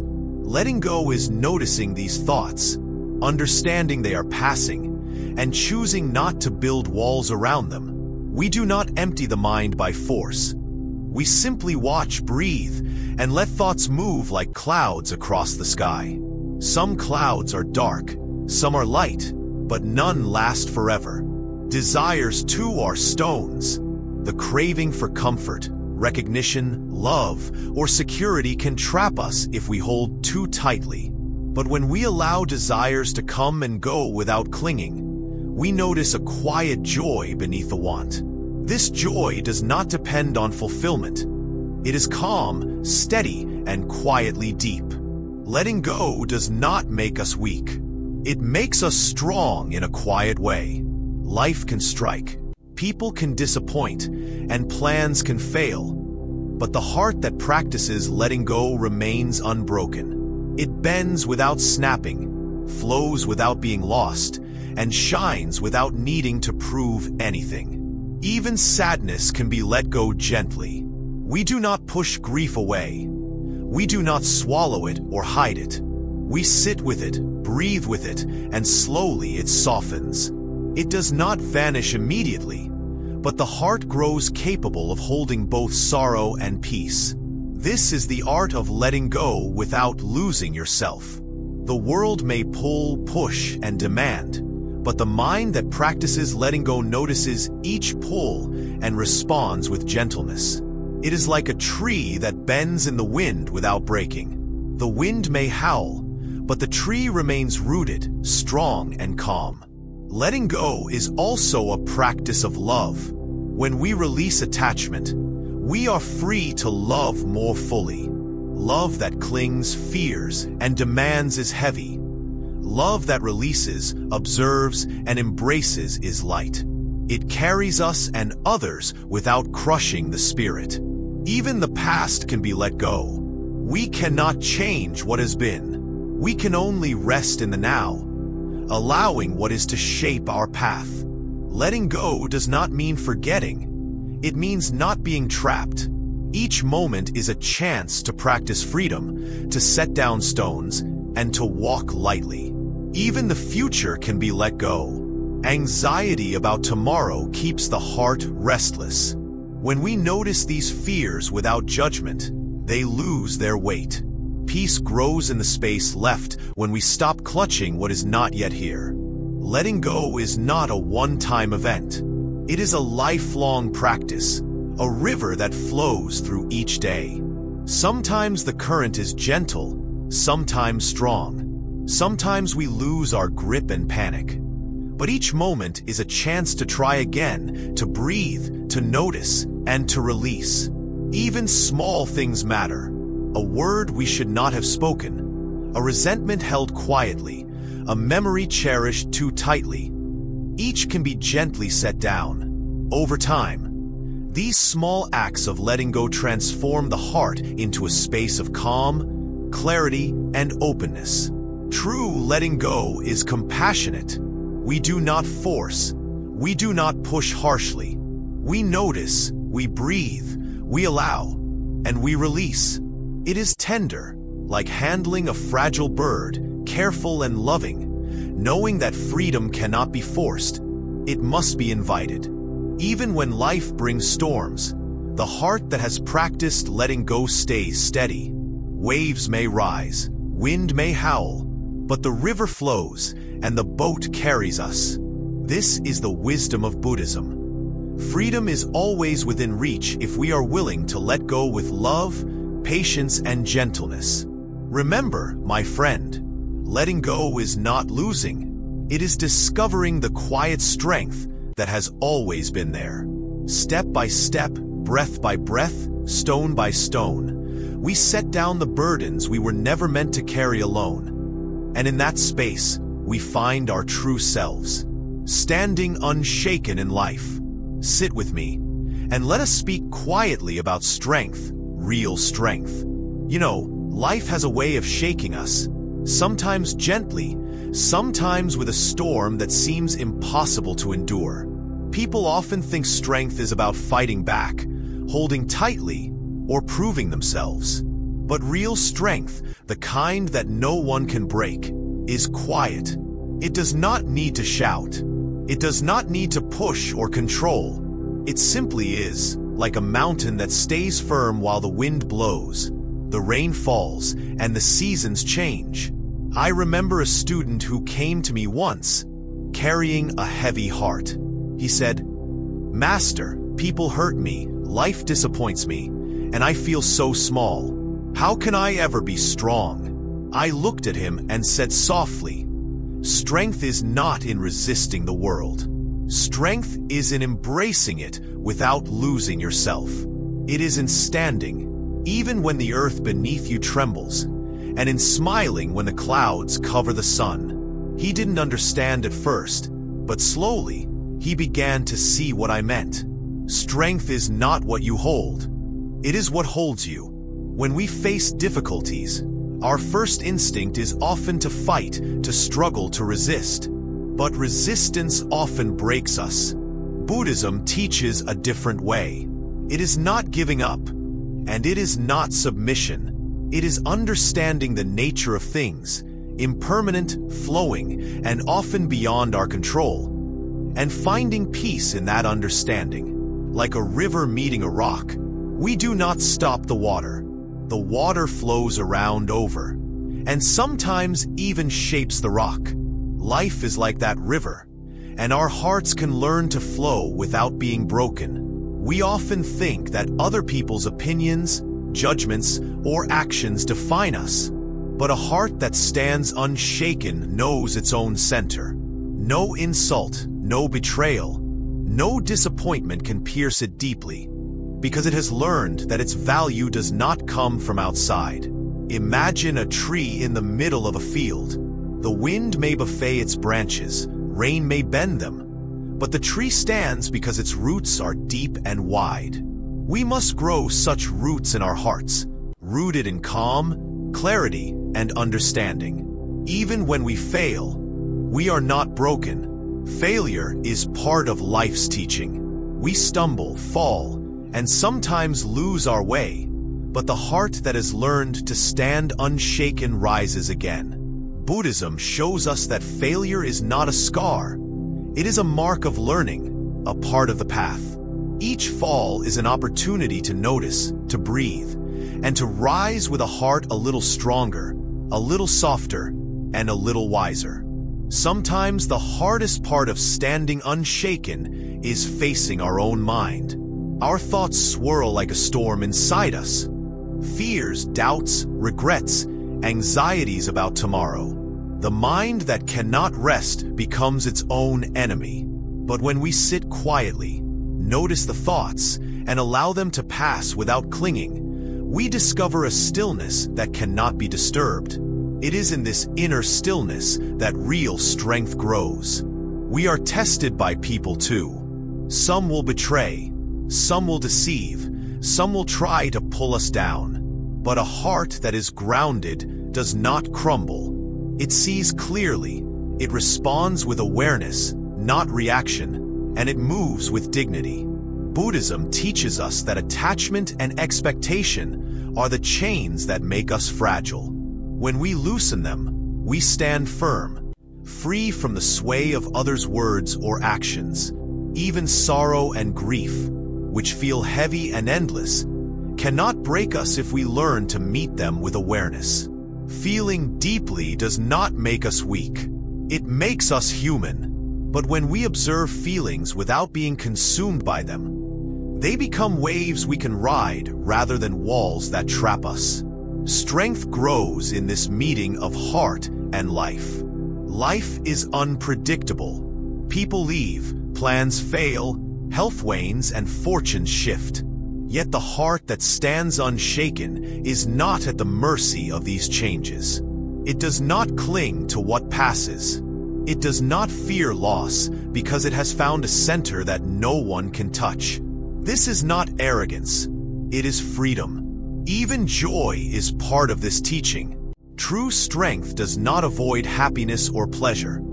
It embraces them without clinging. Happiness comes, we enjoy it.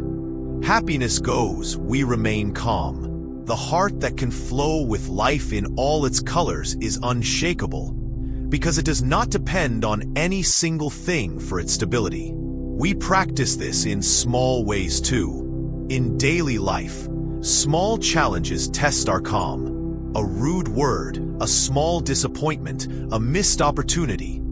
All of these are stones on the path. We notice them, breathe, and move forward. Over time, these small practices shape a heart that cannot be toppled.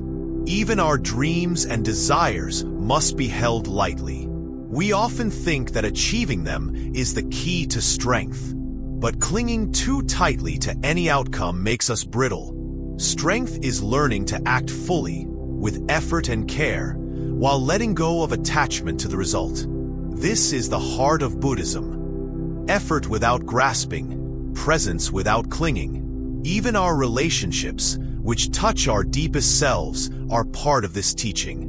Love and friendship do not weaken us if we approach them without clinging. They teach compassion, patience, and letting go in small doses, shaping a heart that is tender yet firm, open yet steady. Even anger, if faced wisely, can be a teacher. When we notice it without being swallowed by it, we discover the limits of our attachment and the depths of our calm. A heart that can feel anger and still choose peace is a heart that stands unshaken. Even uncertainty, the most common companion of human life, cannot disturb a grounded heart. We do not need answers to everything. We do not need certainty. We only need the willingness to face the unknown with courage, curiosity, and quiet trust in our inner balance.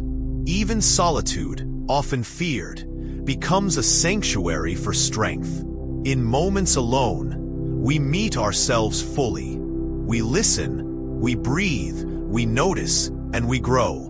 The world may be noisy, chaotic, demanding, but in solitude, the roots deepen, the heart strengthens, and the spirit rests. Even mistakes, failures, and regrets are stones we can set down. They need not define us. Buddhism teaches that the past is not a cage, it is a teacher. By learning from it and letting it pass, We move lightly and firmly at the same time. The heart that stands unshaken carries compassion naturally. It cannot harm. It cannot be shaken by cruelty, because it knows the value of kindness and the peace of restraint. Strength without compassion is brittle, but strength with compassion is eternal. Even when the world seems to collapse, the heart that has practiced this quiet strength does not crumble. It bends like bamboo. It sways but does not break. It endures storms, and it continues to rise, rooted in clarity, patience, and love. Even breath, the simplest and most overlooked teacher, is part of this practice. When we return to breath in moments of chaos, we remember our center. We remember that we are not defined by storms outside, but by calm inside. Strength grows with each mindful breath, each quiet noticing of life. Even the smallest moments, offering a smile, a kind word, a gentle touch, carry power.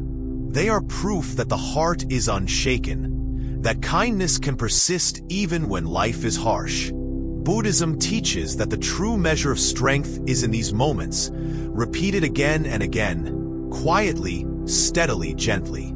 Even when time passes and we grow older, the heart can remain unshaken. Wisdom, patience, and tenderness deepen, and life is not a threat but a teacher. We become like the mountain, enduring, rooted, calm, and unafraid. Even when we feel the weight of everything, even when life seems relentless, we remember. No one can break us who have learned to stand with calm, breathe with presence, and move with clarity. The heart that has practiced this quiet strength carries the world lightly, tenderly, unshaken, and free. And so, my friend, remember this always. Strength is not in fighting, not in holding, not in resisting. Strength is in breathing, in noticing, in letting go, in returning to your center again and again. It is in being like the mountain, like the river, like the sky. And when you stand this way, life may try, storms may come, but you will remain unbroken, unshaken, and deeply free. This is the heart of the practice, the way of Buddhism, the path to a life where no one can break you, not even your own doubts, fears, or storms. Seeing clearly without judging. Sit quietly, my friend, and let us speak about something that touches all of us, often without us noticing. You see, we are born into a world full of people, full of actions, full of words, and we spend much of our lives trying to understand them, trying to make sense of who is good, who is wrong, who is kind, who is cruel. We judge, don't we? We judge constantly. Others, ourselves, our choices, the events of life. And yet, judgment rarely brings peace. More often, it brings confusion, frustration, and a heavy heart. I remember once a young seeker coming to me with fire in his eyes. "Master," he said, "I cannot understand why people act so wrongly. I see betrayal, lies, selfishness everywhere.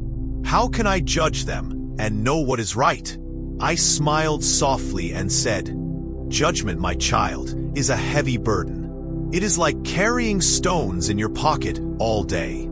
You think it gives you clarity, but really, it slows your steps, clouds your heart, and blinds your vision." He looked puzzled.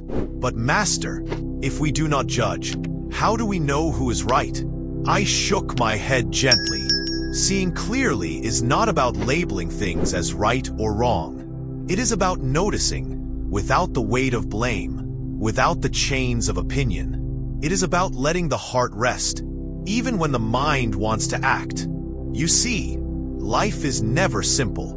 People act from fear, from desire, from pain, from habit, and often in ways that seem cruel or careless. But if we step back and really watch, we see layers beneath layers. Wounds we cannot see, histories we cannot know, struggles hidden behind smiles.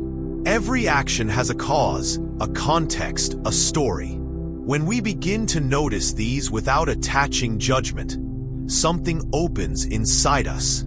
The heart grows lighter, the mind calmer, and the spirit more free.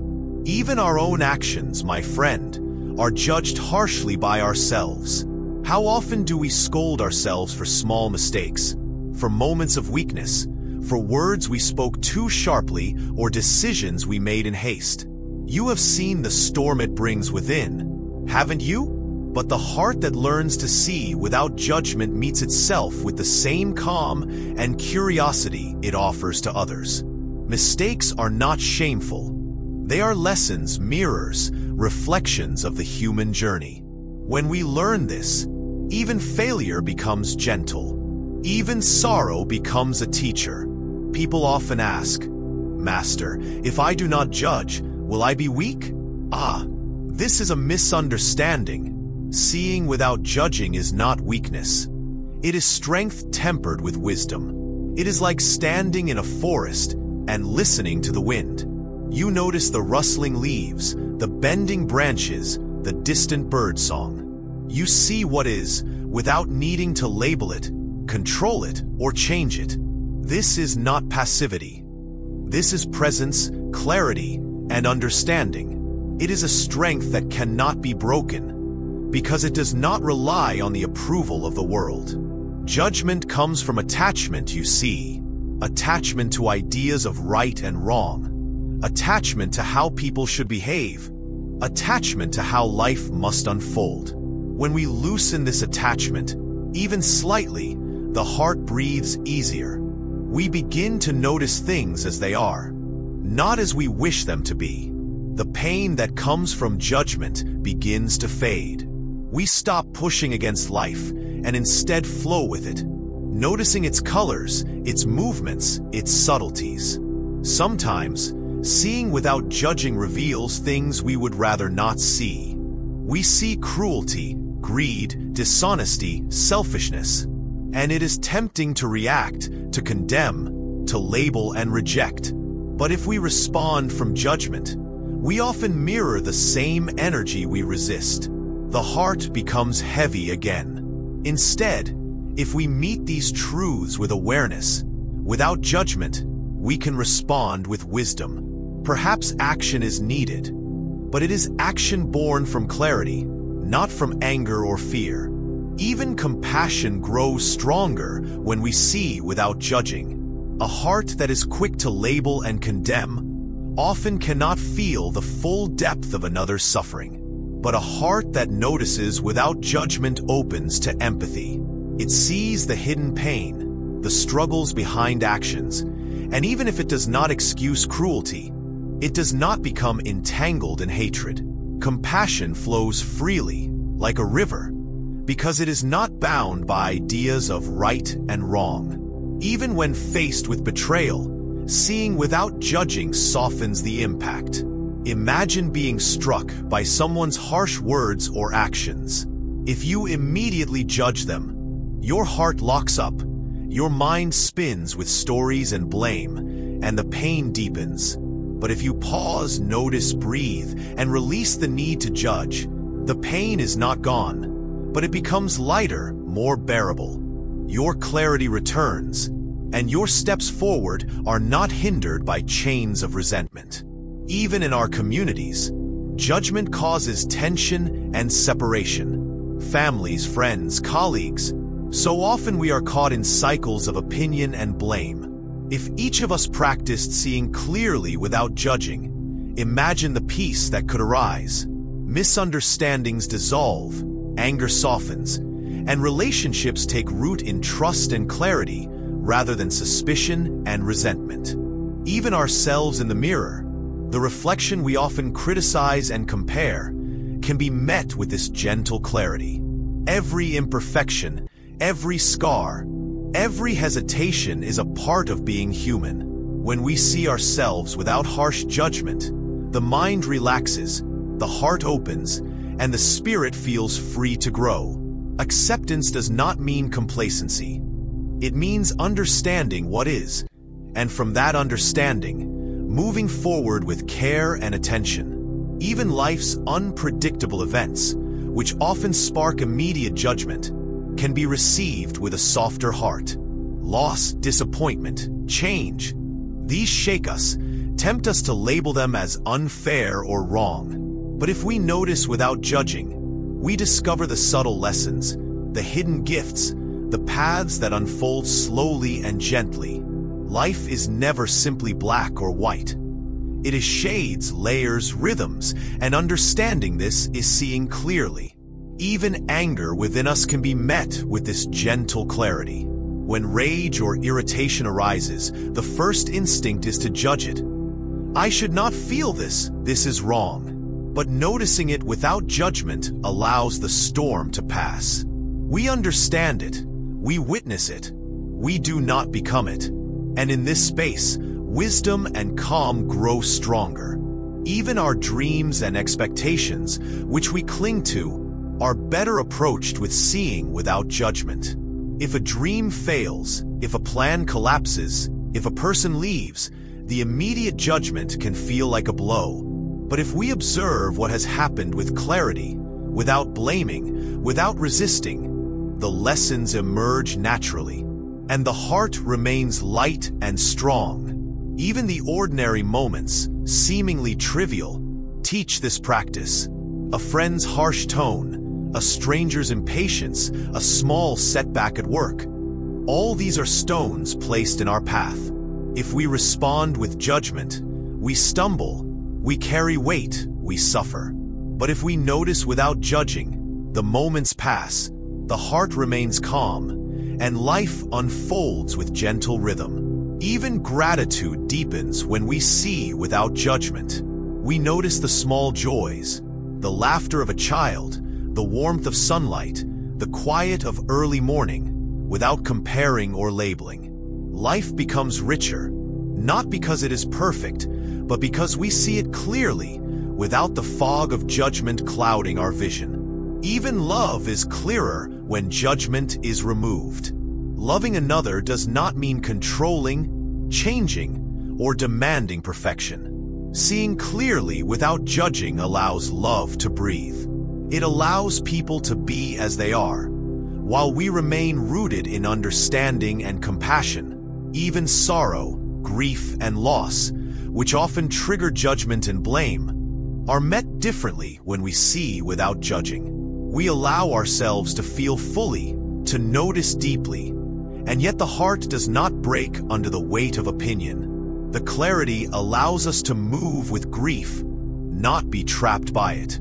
Even the smallest breath, the simplest movement, can remind us of this teaching. Observe it without judgment, feel it fully, notice its quality, and the heart relaxes. Each moment becomes a teacher, each breath a guide, each step a practice in clarity and freedom. Even in our final years, when reflection is constant and memories flood, seeing without judging brings peace. Past mistakes, old wounds, unfulfilled desires, they no longer bind us. We see them, learn from them, and release them gently. The heart rests in clarity, the mind quiets, and the spirit feels at home in life itself. Even the universe, vast and complex, can be met with this clarity. Stars, winds, oceans, mountains, and rivers, each moves according to its own nature. To judge them would be absurd. Yet in seeing them clearly, without judgment, we discover harmony, rhythm, and the profound simplicity of existence. Even the moments of joy, laughter, and success are richer when not clouded by judgment. We enjoy them fully, without comparing, without fearing they might vanish, without insisting they define us. We taste life directly, and it nourishes the soul. And so, my friend, remember this always. The heart that sees clearly without judging is light, free, and strong. It does not carry stones. It does not bend to anger or expectation. It meets life as it is. And in that simple, gentle, unassuming practice, we find peace, strength, and freedom beyond measure. Understanding why bad things happen to good people.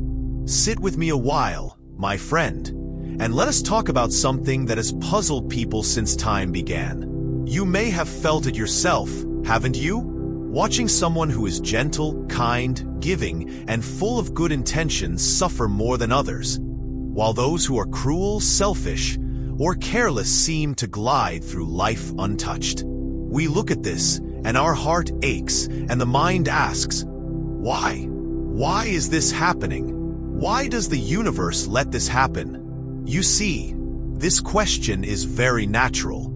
It comes from the heart trying to make sense of a world that is, at times, completely senseless. I remember once a young monk coming to me, tears streaking his face. He had watched a friend, someone who gave everything, who helped everyone without asking for anything, fall into misfortune. "Master," he said, "he is so pure, so good, yet life seems to punish him endlessly. I do not understand. Why do bad things happen to good people?" I looked at him quietly and said, "Ah, my child, the world does not punish or reward the way we expect. Life is not a ledger of deeds with balances of justice. Life flows like a river, and sometimes the river carries rocks, floods, or sudden storms. The water does not choose who is good or bad. It simply flows. What is important is not to demand fairness from the river, but to learn how to float with it, how to stay calm, and how to see the lessons hidden in the currents. You see, the heart wants to see fairness. We crave it. We expect it. We insist that good must be rewarded and bad must be punished. But the world, in its vastness, does not operate on our small human scale of justice. Life operates on cause and effect, not moral fairness. Sometimes the causes of suffering are unseen, complex, hidden behind layers of choices, circumstances, and unseen forces. A kind person may suffer because life is teaching patience, resilience, or compassion they would never learn otherwise. This does not mean their suffering is deserved, but that the lessons of life unfold in mysterious ways. Many people think that if we are good, we will always be safe. And yet, safety is not a promise of goodness. Even the purest heart can experience loss, betrayal, illness, or failure. It is not a reflection of their worth. It is a reflection of life's nature. Life is impermanent, fragile, unpredictable. The universe does not discriminate. A tree in the storm falls, not because it is bad, but because the wind is strong. A river overflows, not because it hates the valley, but because the rains are heavy. In this way, life touches all equally, without favoritism. Even the Buddha himself did not say that being good guarantees comfort or happiness. Goodness is not a shield against suffering. It is a light in the darkness, a way of walking through the storms with grace. When we understand this, we stop blaming life or ourselves for suffering. We begin to see that suffering is not a punishment. It is a part of existence, a teacher that asks us to look deeply at the world and at our own hearts. You may notice that when bad things happen to good people, we often feel anger, confusion, and despair. We want to intervene, we want to set things right, and we want life to obey our sense of justice. But the deeper truth is that these reactions, though natural, do not help the suffering. Sometimes the most compassionate act is not to change the circumstance, but to sit with the person, to be present, to share warmth, understanding, and quiet support. Presence heals more than judgment, more than anger, more than trying to fix what cannot be fixed immediately. Consider this. Often, the suffering of good people teaches more than their comfort ever could. It reveals strength hidden in gentleness, courage hidden in vulnerability, wisdom hidden in patience. Life's hardships, though harsh, can awaken the heart in ways that prosperity never can. And sometimes, what seems unfair today becomes the foundation of profound growth tomorrow.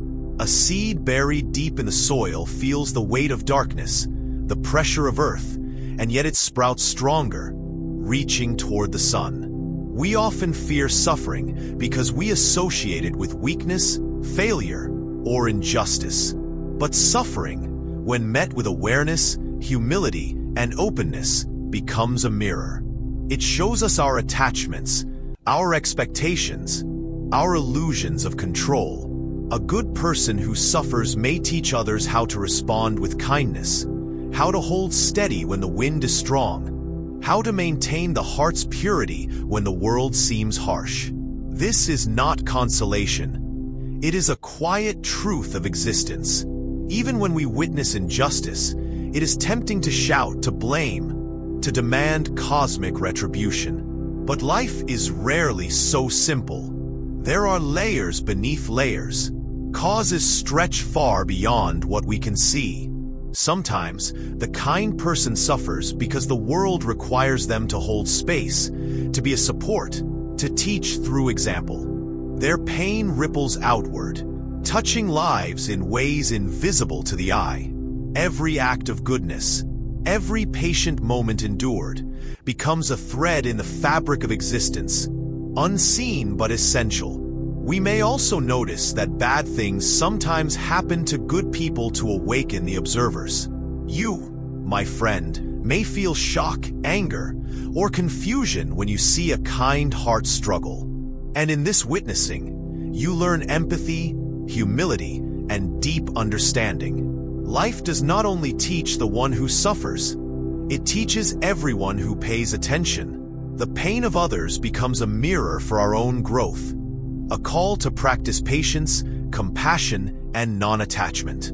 Do not think that goodness is useless in the face of suffering. A good heart is like a lamp in the dark. It does not prevent storms, it does not stop the rains, but it illuminates the path for itself and for others. The light of kindness, integrity, and generosity continues to shine even when shadow falls. This is the mystery of goodness. It is not measured by comfort or reward, but by the strength it carries in the face of adversity. Sometimes we may ask, is there a reason for suffering? And the honest answer is often, we do not always know. And yet, not knowing does not mean we are powerless. We are empowered by presence, by understanding, by the decision to respond with awareness rather than fear. We may not control the unfolding of events, but we control how we meet them. A good person who suffers may inspire resilience, courage, and insight in ways that cannot be measured. Even when life seems cruel, we can find the beauty hidden in the struggle.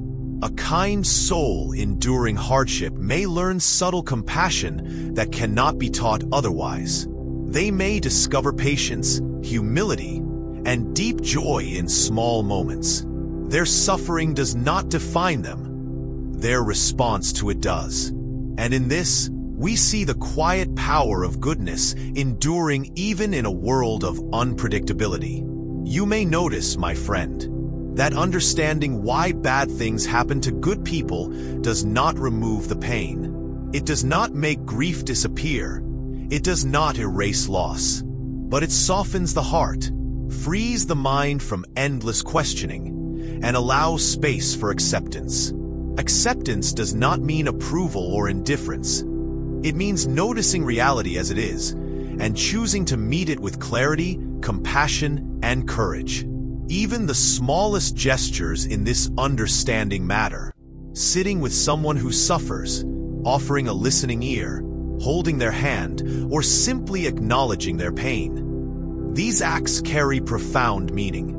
They are expressions of shared humanity, reminders that the world, though unpredictable, can be met with kindness and care. Even when we ourselves experience suffering, we can remember this teaching. Being good does not shield us from difficulty, but goodness allows us to endure, to grow, and to maintain a heart that remains soft rather than hardening into bitterness. A gentle heart is resilient. A compassionate heart carries strength invisible to the eye. Even in the natural world, we see these patterns. Storms, floods, droughts, and fires do not discriminate. Trees fall, rivers overflow, animals struggle. Life unfolds according to its own rhythm. Yet within this, life continues, grows, and renews itself.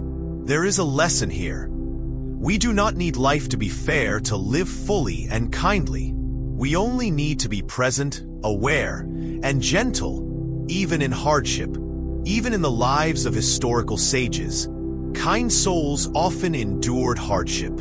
Their journeys were not easy. Their hearts were tested repeatedly, and yet they continued to practice goodness, compassion, and understanding. Their suffering became the soil in which wisdom and peace grew. In the same way, the suffering of good people today may not make sense now, but it has purpose beyond what the mind can grasp. Even when we feel powerless to intervene, our awareness, presence, and empathy create ripples. Every act of kindness, every word of comfort, every hand held in support strengthens the invisible network of goodness in the world. The suffering of one can awaken the humanity in many. In this, we see that life, though unpredictable, is never without meaning. And so, my friend, when you ask why bad things happen to good people, remember this. The world may not be fair, but it is full of lessons, growth, and opportunities for the heart. Suffering is not a measure of worth. It is a doorway to understanding, compassion, and depth. A good heart that endures becomes stronger, clearer, and more luminous. The light of goodness, even in the face of misfortune, cannot be extinguished. It simply shines in a different way, guiding others, teaching silently, and reflecting the quiet truth of life itself. When your heart feels lost and heavy, sit quietly with me, and let us speak as friends, heart to heart. There are times in life, my friend, when the heart feels heavy, when it drags itself through days that seem endless, and nights that are colder than usual. You may have felt it, haven't you? That strange emptiness, as if something inside is missing, as if your very self has wandered somewhere you cannot reach. It is as though your heart has become a wandering traveler lost in a forest with no map, no path, only shadows and whispers of things that used to be familiar. And in that moment, even breathing feels like a weight, a task, a reminder that something is amiss. I have seen many people in this state, sitting silently, looking out a window or staring at nothing at all, thinking, why does my heart feel so lost? Why does it feel heavy? And why do I feel so far from myself? And in that stillness, the mind begins to spin its endless stories. It whispers of failures, of losses, of mischances, of words left unsaid, and of love that has slipped like water through fingers that tried to hold it too tightly. You see, the mind is clever in these moments.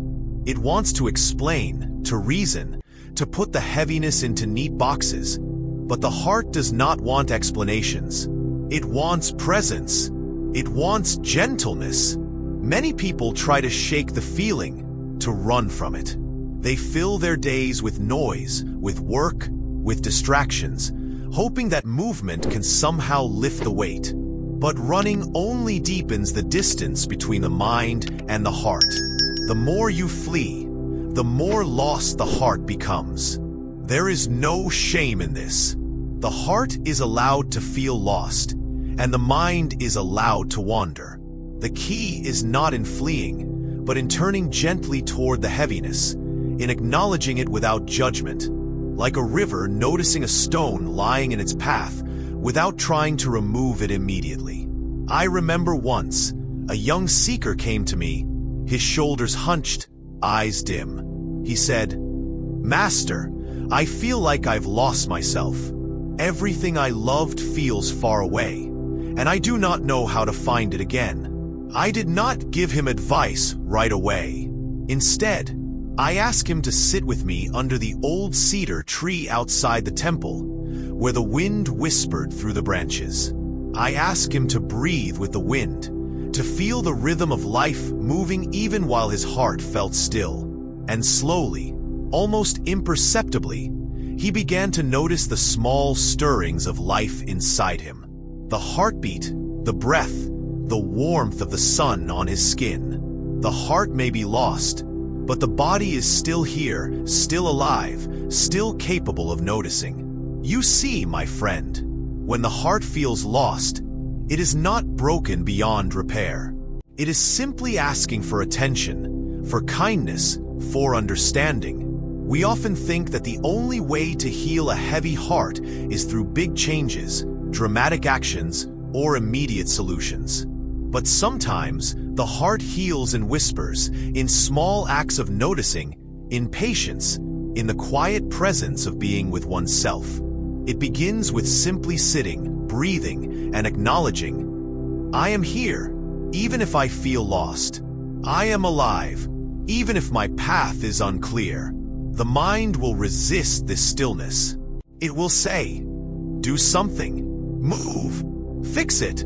But the heart does not need fixing. It needs recognition. It needs space. It needs acceptance. And as we offer that space, gently and without expectation, the heart begins to soften. It begins to untangle itself from the knots of fear, regret, and self-judgment that have been binding it. Sometimes, the heart feels lost because it has been carrying burdens too heavy for it to hold alone. Unspoken words, old grief, guilt, and longing. These accumulate quietly over years until one day, they press down, almost unbearable. It is important to recognize this, to acknowledge that the heart is doing its best, even when it feels overwhelmed. Even the strongest heart cannot carry everything at once, and it is natural to feel lost under such weight. I often tell my students that the feeling of being lost is not a failure. It is a passage, a doorway into a deeper understanding of yourself. It is a chance to practice gentleness, patience, and compassion, not only for others but for yourself. And as strange as it may feel, the moments when the heart is lost are often the same moments when it is most open to learning, to noticing the delicate, subtle truths of life that are invisible when we are too busy or too certain. Even in the stillness, in the quiet, the heart begins to remember itself. A memory may arise, a touch, a smile, a moment of beauty, and for a fleeting second, the heart feels home. And even if that feeling fades, it leaves a trace, a soft glow that tells you, you are still here. You are still capable of feeling. The lost heart is not dead. It is simply in a cocoon, gathering strength and insight before it unfolds again. You may wonder, Master, how long will it take? How long will my heart feel lost? And I will not give you a precise answer, because the heart moves in its own time, not according to calendars or schedules. Sometimes, the heart finds its way quickly, in a single moment of awareness. Sometimes, it takes months, years, even decades. What matters is not the speed, but the attention we give along the way. Every breath, every pause, every gentle acknowledgement of our inner life is a step toward home. It is also important to notice that the lost heart is not alone. Even in isolation, even when it feels entirely alone, there are connections, threads that tie us to others and to life itself. The birds, the wind, the laughter of a child, the warmth of a sunbeam. These small presences remind the heart that it belongs, even when it feels lost. And when we allow ourselves to notice these threads, the heart begins to uncoil gently, finding strength and solace in the ordinary, the small, the often overlooked. The lost heart often carries fear. The fear that it will never find itself again, that it will remain heavy and isolated forever. But fear, my friend, is a companion, not a master. It can sit beside the heart, quietly, without controlling it, without dictating its journey. When we allow fear to be present without letting it dominate, the heart regains a sense of balance. It learns that it can feel deeply, it can carry sorrow, and still it can move forward, slowly but surely, like a river cutting through stone over centuries. Even simple routines can help the heart remember its own rhythm. Walking slowly, noticing each step, drinking tea and feeling the warmth seep through, listening to the rain, to the wind, to the soft hum of life all around. These moments, though simple, are profound. They remind the heart that it is still capable of joy, still capable of peace, still capable of being alive in a world that sometimes feels heavy and confusing. And remember, my friend, the lost heart is not weak. On the contrary, it is learning endurance, patience, and subtle strength. It is learning how to float, how to remain soft in the face of hardness, how to feel deeply without being overwhelmed. There is wisdom in being lost, a quiet, gentle knowing that life is vast, that the heart is resilient, and that even in the heaviest times, there is a path forward. The lost heart also teaches compassion. When you have felt lost yourself, you recognize the loss in others more clearly. You learn to hold space, to offer presence, to listen without judgment. Your own wandering becomes a bridge to understanding. And in that, the heaviness of your heart transforms into a tool of empathy, connection, and love. So, my dear friend, if your heart feels lost and heavy today, sit with it. Breathe with it. Acknowledge it. Do not rush it. Do not force it. Do not push it away. Notice the gentle stirrings, the faint glimmers of life, the small movements toward warmth and connection. The lost heart is not a problem to be solved, but a presence to be honored, a journey to be witnessed with kindness, and a teacher of the subtle, quiet, profound ways in which life moves and teaches. Even when the weight feels unbearable, remember this: your heart is capable of returning to itself, of finding home again, of unfolding its light slowly, patiently, tenderly. Every breath is a step. Every pause is a lesson. Every moment of noticing, of simply being, is a seed planted in the soil of your own inner life. And one day, when you least expect it, your heart will open again, softer, wiser, gentler, and stronger than ever before, learning to trust the flow of life. Come, sit with me a while, and let us speak quietly about something that touches all of us, though we may not notice it every day: the flow of life. Life, my friend, is not a straight road.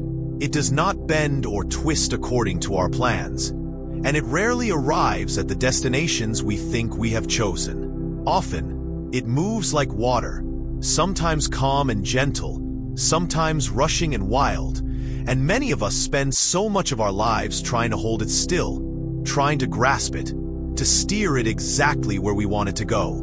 But the truth, the gentle truth, is that life is not meant to be grasped or controlled. Life is meant to be trusted, to be felt, to be experienced, even when we do not understand the reasons behind its movements. I have watched many students struggle with this. They come to me, burdened with questions, with doubts, with the need to know why life is unfair, why things happen the way they do, why hearts are broken and dreams are delayed.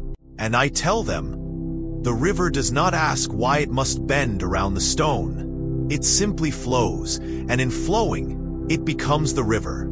The same is true of our lives. We may not understand the curves, the sudden drops, the unseen obstacles, but if we resist, we make the journey heavy.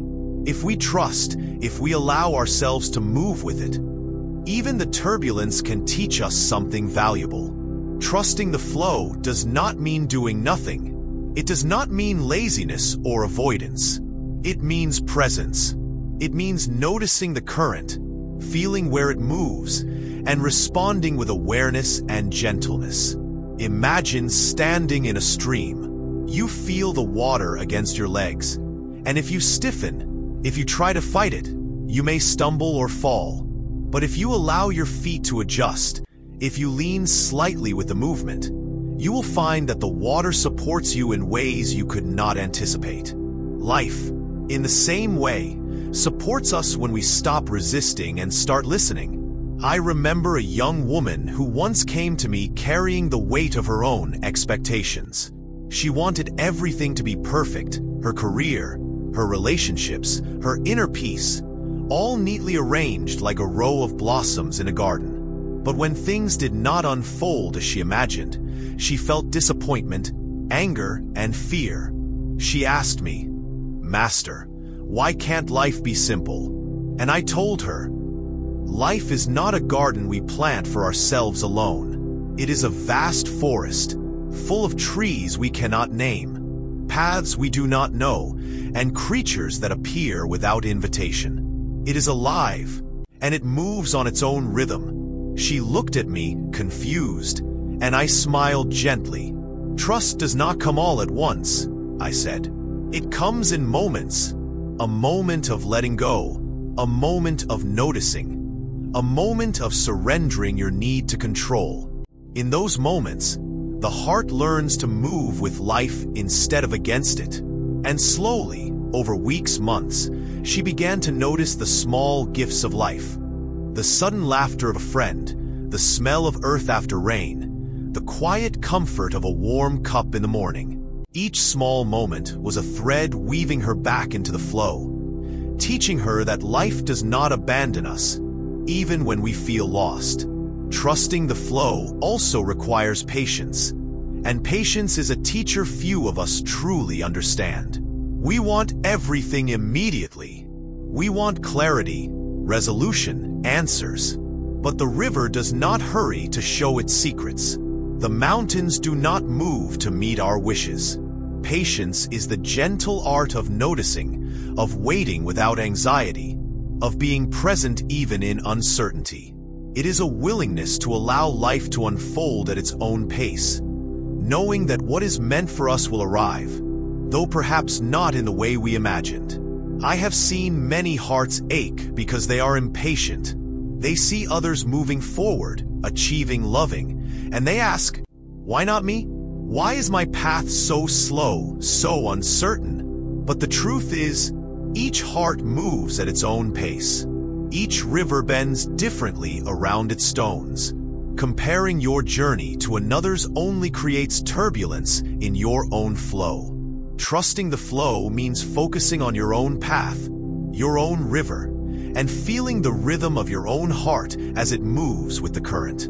And sometimes, trusting the flow requires courage. It requires the courage to face uncertainty, to embrace vulnerability, to allow ourselves to be carried by life without knowing where it will take us. It is not easy, my friend. The mind resists. It wants to know, to plan, to secure. But the heart, if it can be quiet enough, can feel the subtle guidance of life, the invisible hand that nudges us toward experiences, lessons, and people we need, even when the reasons are unclear. Even the most turbulent currents can have lessons for us. When storms come, when life feels harsh, when the flow seems too strong, do not resist too tightly. Feel it. Notice it. What does it teach you about your own strength? About your own fears? About your ability to adapt, to bend, to rise again? The flow of life is never purely gentle or purely harsh. It is both, and in both, there is wisdom to be found. I have often told my students to imagine life as a dance with the unknown. The music plays, sometimes softly, sometimes loudly, sometimes not at all. We may stumble, we may hesitate, we may fall. But if we keep moving, if we stay present, we learn the steps. We learn that we are not separate from the dance. We are the dance. And even when the rhythm changes unexpectedly, even when the floor tilts beneath us, the dance continues and we continue with it. It is also important to notice the small signs of guidance in the flow. A word of kindness from a stranger, a sudden insight during quiet reflection, a moment of clarity in the middle of confusion. These are the gentle currents guiding us. They may seem insignificant, but they are the markers that life provides to help us navigate, to help us trust that we are not alone, that the river has not abandoned us. Trusting the flow requires letting go of rigid expectations. We may wish for life to be predictable, for paths to be clear, for people and events to align perfectly. But rigid expectations lead to suffering. They tighten the mind, constrict the heart, and make the river feel like an enemy rather than a guide. Instead, practice gentle acceptance. Accept that life moves unpredictably. Accept that people change. Accept that circumstances shift. And in this acceptance, notice how the heart softens, how the mind calms, how the flow becomes less frightening and more like a companion. And finally, my friend, trust the flow not only for the joys of life, but also for the sorrows. Life's currents carry both delight and pain. To trust only the pleasant waters is to misunderstand the river. The challenging times are as important as the easy ones. They teach resilience, they deepen empathy, they reveal the capacity of the heart to endure and to expand.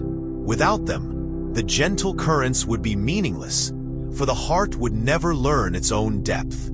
So, if your path feels uncertain, if your steps seem unsure, if the river of life pulls you in directions you did not plan, remember, this is the flow. You are not lost. You are not failing. You are moving. You are alive. You are learning. You are dancing. And one day, when you look back, you may realize that the currents you once feared were carrying you exactly where you needed to go, guiding you gently, invisibly, patiently, toward the unfolding of your own heart and your own life. Embracing impermanence. Sit with me for a moment, my friend, and let us talk about something we all know, but rarely feel deeply: impermanence. Everything in life is moving, changing, slipping away like sand through our fingers. It is not just the big things, not only the obvious losses, but even the smallest moments, the quietest joys, the softest comforts. We think we can hold on, that we can capture life and keep it safe, but the truth, the gentle truth, is that life does not belong to us in that way. Everything changes, and learning to embrace this, without fear, without clinging, is one of the most tender, challenging, and freeing lessons we can ever learn. I remember a student who came to me one morning, her eyes heavy with sadness. She had lost something dear, a friendship, a love, a dream. She said, "Master, why does everything I care about slip away?" And I simply said, "Because it is not yours to hold, only to experience." She frowned, confused, as if this answer was too simple, too elusive. And then I told her a story. Once, a bird came to sit on a branch outside my window. I watched it for hours, marveling at its colors, its movements. And then it flew away. I did not chase it. I did not beg it to stay. I simply watched it go and felt gratitude that it had come at all. Life is like that bird. Some moments, some people, some things visit us, and our role is not to trap them, but to notice, to cherish, and then to release. Impermanence is not just loss, it is also growth. Just as the leaves fall to make way for new buds, our experiences fall away to make space for understanding, for wisdom, for transformation. We resist this at first because the mind clings to what is familiar, to what feels safe. But when we notice the cycles of life, the coming and going, the ebb and flow, we realize that holding too tightly only causes suffering. Letting go is not weakness. It is strength, a quiet strength that allows us to move with life instead of against it. I often tell my students to notice the small impermanences in their day-to-day life. A cup of tea grows cold. A flower wilts. A cloud drifts across the sky and then vanishes. Each small thing is a reminder that nothing is fixed, that change is the only constant. And if we can find peace in these little impermanences, we begin to find peace in the larger ones too. The relationships, the dreams, the life events that seem overwhelming. We begin to see that nothing is lost. Everything is transformed. There is also a gentle comfort in knowing that impermanence is universal. Everyone, everything, all the mountains, rivers, and stars, they change. No one is exempt. No one remains the same. And when we realize this, we begin to understand that life is not against us, that loss is not punishment, that endings are not failures. They are simply part of the natural rhythm. We grieve, of course, because the heart feels what the mind cannot fully grasp. And that is right. Grief is part of impermanence too. It is the heart's way of acknowledging beauty, of honoring what was, of preparing to accept what is coming. I remember another student who was afraid of aging, of change in her own body, her own mind, her own life. She said, "Master, I do not want to change. I want to stay as I am." And I smiled gently and said, "Do you not see? You are not the same person you were yesterday, even for a moment. Your thoughts, your feelings, your breath, all are moving. And yet, you are here still. You are not your fears. You are not your body. You are not your possessions. You are the awareness that notices these changes. Embrace this, and you will find freedom." At first, she resisted, but over time, she began to notice the beauty in each day, in each passing moment, in each transformation. She began to breathe more lightly, to smile more freely, to live with the gentle acceptance of what is. Impermanence is also the teacher of gratitude. When we know that nothing lasts forever, every moment becomes precious. The morning sunlight, the sound of laughter, the warmth of another's hand, the quiet presence of solitude. All these are fleeting, and therefore all the more beautiful. We do not need to cling to them to appreciate them. We only need to be present, to notice, to allow ourselves to feel fully, knowing that change is inevitable. And in this noticing, we touch the heart of life itself. Sometimes, impermanence brings fear, because we equate change with loss, with pain, with uncertainty. But this is a misunderstanding. Change is neutral. It is neither good nor bad. It is simply the nature of existence. The storms, the rain, the winds that seem harsh, they too are part of the flow. And when we surrender to this, when we stop resisting, we find that life carries us gently even in its most chaotic moments. The heart learns resilience. The mind learns clarity. The soul learns to breathe. One of the greatest lessons impermanence teaches us is the art of letting go. Not just of things, but of our own attachments, our own expectations, our own illusions of control. We do not need to understand everything. We do not need to possess everything. We only need to experience, to feel, to be fully alive in each moment. And when we do this, we find that the flow of life is not something to fear, but something to trust, something to embrace with humility, with curiosity, with love. Even our own lives are impermanent, and this is perhaps the most profound lesson. We cannot cling to ourselves, to our health, to our youth, to our plans. But we can cherish the awareness of being alive. We can notice the breath, the heartbeat, the feeling of existence. We can live fully, not because we know how long we have, but because we understand the preciousness of every passing moment. Life itself becomes the teacher, and impermanence is the guide. So, my friend, do not fear change. Do not resist it, and do not wish to hold it still. Notice the passing moments. Feel the shifts within your heart. Honor the losses, rejoice in the joys, and trust that everything moves with purpose, even if that purpose is invisible to the mind. When you learn to embrace impermanence, you begin to see life not as a series of obstacles or threats, but as a dance, a song, a journey of beauty, depth, and meaning that unfolds one fleeting, precious moment at a time. The gentle closing, finding peace in the journey. Sit with me, my dear friend, and let us take a moment together.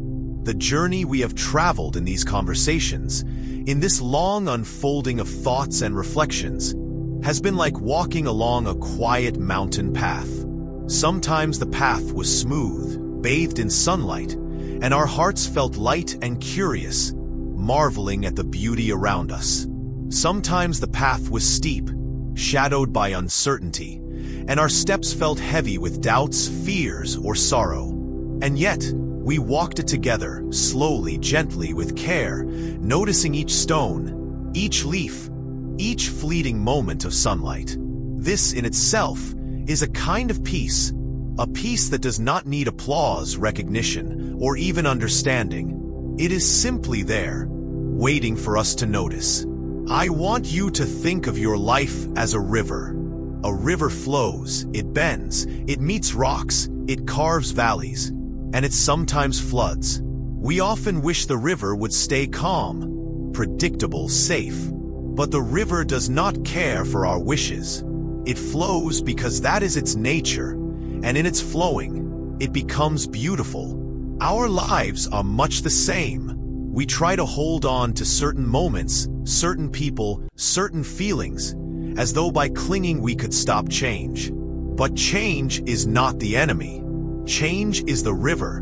The river is the teacher. And when we stop fighting it, when we allow ourselves to float with its current, we find a gentle freedom that we could not imagine while resisting. You may remember times when you felt lost, times when the world seemed heavy and the heart felt weary. Perhaps you questioned why things happen the way they do, why suffering touches us, why joy sometimes slips so quickly.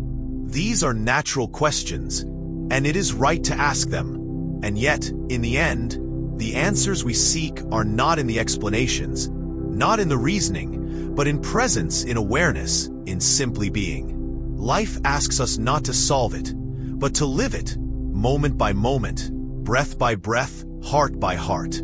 I often tell my students that the greatest gift we can give ourselves is this: to be fully present in our lives, no matter how messy, confusing, or difficult they may seem. Do not wait for a perfect moment, because perfection does not exist. Do not postpone your joy, your gratitude, your love, because all of these are fleeting, delicate as morning dew. Notice them now, feel them deeply, and let them move through you. Even sorrow, even loss, even fear, they have their place, their lesson, their beauty. When we allow ourselves to embrace all of life, without judgment, without clinging, we touch the essence of what it means to live fully.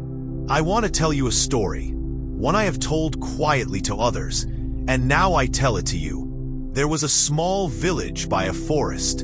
In this village lived a simple man who cared for a little garden. Each day, he watered the plants, tended the soil, and watched the seasons change. One morning, he saw that a flower he loved had wilted. He felt sadness. He bent down and whispered, "I wish you could stay." But as he watched, a new bud appeared nearby, and he smiled, not because he had controlled anything, not because he had stopped change, but because he saw the flow of life, the endless unfolding of beginnings and endings, and he felt grateful for being allowed to witness it. Life is like that garden. We plant, we water, we care, and yet the blooms and the fades are not ours to hold. Our role is to notice, to appreciate, and to walk gently alongside it. Sometimes, my friend, I see people clinging to the past as though it were a treasure, or fearing the future as though it were a threat. And I tell them softly, neither the past nor the future belongs to you. You are here now, and now is all you have, and now is all you ever need. The past is memory, sometimes bitter, sometimes sweet, but always gone. The future is a mist, a dream, a possibility. Only this moment is real. Only this breath is yours. Only this heartbeat is here for you to feel. To live here fully without regret, without fear. That is the practice, the art, the gentle wisdom that we have been seeking together. There is also kindness in endings. Not all endings are sorrowful. Some endings are relief. Some endings are clarity. Some endings are the gentle turning of a page, the soft closing of a door that allows a new one to open. We do not need to resist these endings. Even this series of our conversations, this long unfolding of words and reflections, must reach its close. And yet, just because one chapter ends, the journey does not. The river continues, the mountain path continues, and you continue. You carry the wisdom, the warmth, the understanding that you have gathered, not as a burden, but as a gentle light to guide your next steps. I want you to know that it is enough. What you have done, what you have experienced, what you have loved, what you have felt, these are enough. You do not need more proof, more achievement, more validation. You are enough. You are here. You are breathing. And that, my dear friend, is everything. When you feel uncertain, when the world feels harsh, when the heart feels heavy, return to your breath. Return to the small joys. Return to the simple presence of being alive. Let the river carry you. Let the wind guide you. Let the sunlight warm you. Life is not about rushing to a destination, but about noticing the journey, moment by moment, with eyes open and heart awake. And finally, remember this. You are never truly alone. Even in the quietest, loneliest moments, the universe is with you, the river flows with you, and your own heart is a companion that will never leave. Trust it, listen to it, love it, and let it lead you softly. All the lessons, all the joys, all the sorrows, they are yours to experience, to hold lightly, and to release. And in this gentle release, in this tender acceptance, you will find peace, the peace that is quiet, enduring, and deeply human. So walk now, my friend, with light feet, with an open heart, with gratitude for the journey. Carry the wisdom of these moments, the warmth of these reflections, the calm that comes from knowing that life, with all its mysteries, is perfectly unfolding. Step forward with courage, with love, and with trust. The world is vast, the moments are fleeting, and you are here, alive, aware, and enough. And as you walk, may you carry this simple truth softly in your heart.